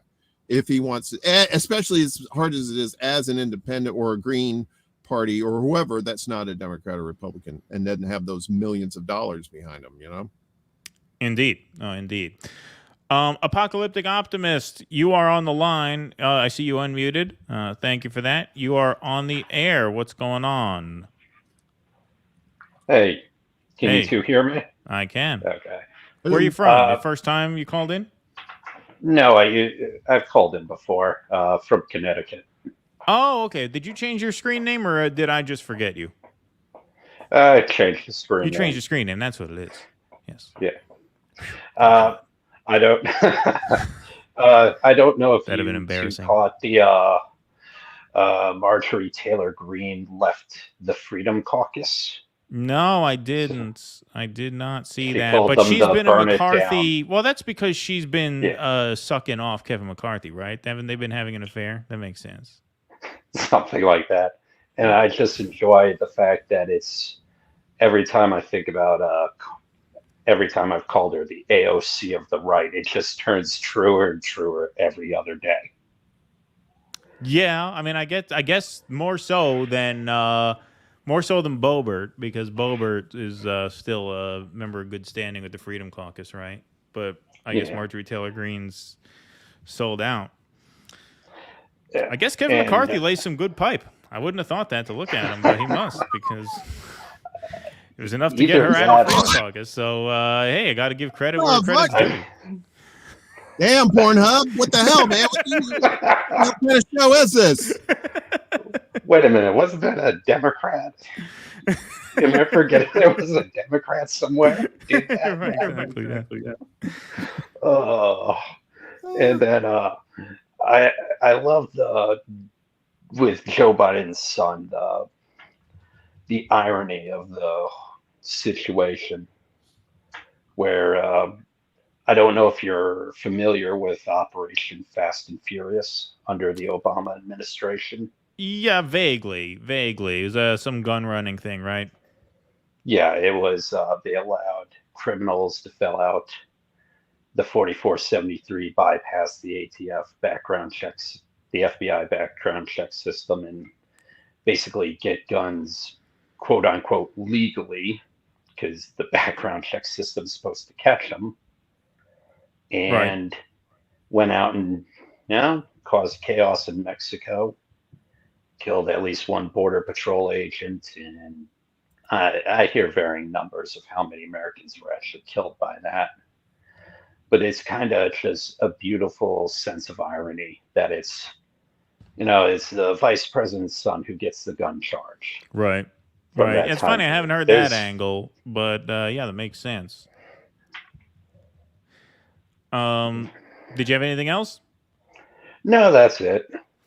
All right. Well, thank you so much for calling. Appreciate it. Good to hear from you again. I know you changed your screen name, but yes, thank you very much. And we'll take a few more super chats. David Kennedy, thanks for the $10. I also think West was loaded for bear against Jimmy because a month earlier he was basically screaming amateur hour at Weston team at the top of his lungs for half an hour straight. That didn't help. The response to the Anderson Cooper thing is what you're talking about. Yeah.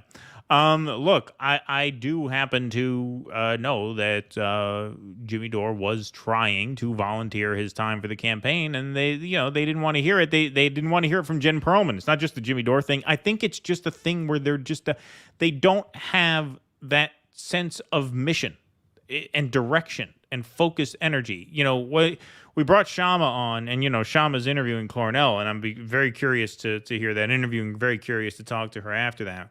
One of the reasons I've showered such praise upon Kshama is not just because I'm a Trotskyist and she's a Trotskyist. Ha ha. That was for Bonzo Beans. Just wanted to troll him back. The reason I've spoken so highly of Kshama is because she not only, has very good and strong convictions about, what the working class needs to liberate itself from, capital, but she is a very precise strategist. She's very, very precise in her execution. That's why she won. That's why she's leaving the city council undefeated. You think it's easy for a socialist city council member to win multiple consecutive elections, including a recall in the home of Amazon and Starbucks? Like, you think that's easy? It takes a winner to do that. It takes a strategist to do that. It takes someone who can execute with extreme precision and ruthlessness to do that. And that is what's missing with the Cornell campaign now. And that's what hurts. It's not Cornell's ideas. I love Cornel West. I mean, now I sound like fucking Crystal Ball. He's a hero of mine, right? I love Cornel West. I've been a great admirer of Cornel West for all of my adult life. But if I'm going to tell people invest in the campaign, I have to trust that their investment's in good hands. And because I'm not convinced of their focus and their strategy and their execution, it's unfortunate. I just can't encourage people to make that investment. But in the Savvy interview, thank you, Derek, it was a bit suspicious. And I hope they turn around. I'm rooting for them. I swear to God. I'm rooting for them. Come on. I mean, you guys were calling me Green Party stands a few weeks ago. All right, I'm obviously rooting for him. In the Savvy interview, it was a bit suspicious how Savvy pulled up Dow tweets almost instantly after Dow cited them to defend himself. Yeah, I didn't see the interview, so I'm sorry. I did not do my homework, but I will have to. I admit that was not cool of me not to watch that because it's a major moment in this space. But like Bulla, you're the worst person ever. I don't even know why I agreed to do this. Yeah. Courtney, activists can focus on one group.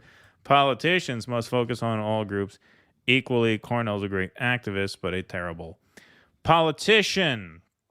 Where else do we have? We got a couple other Rumble rants here. So Bonzo Beans, thanks for the $1. Where on Libya map is the oil? The oil refineries are near the water.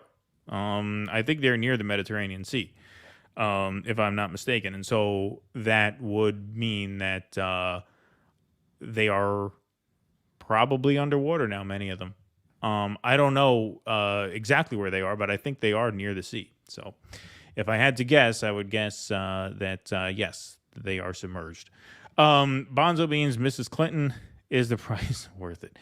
Thank you very much to everybody for being here. We had some great callers. We had a great audience, great chat.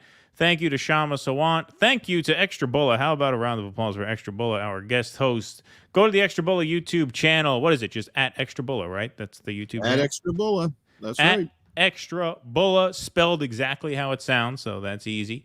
Thank you to everybody over on Rumble. Thank you to Jake in the booth for helping us out. Big help tonight. We went long tonight because we had some callers, but that's all right. That was great. It was a fun one. We will be back here with Russell Dobular on Wednesday. I believe he'll be coming at us from Greece, not Italy, by Wednesday. Could be wrong, but I think he's going to be coming at us from Greece on Wednesday nights. We'll have him back. And then Friday morning, the 22nd, 9 a.m., we will have Danny Haifon co-hosting the show with us. So, fun week of programming. Thank you guys all very much for being here. Bulla, always a pleasure, my friend. Great to see you again. Thank you so much. Yes, sir. Courage! Beautiful. Well done. Not bad, not bad. Folks, we will see you back here on Wednesday night. Thank you very much for this evening. Until we meet again, be safe and be well. Please clap.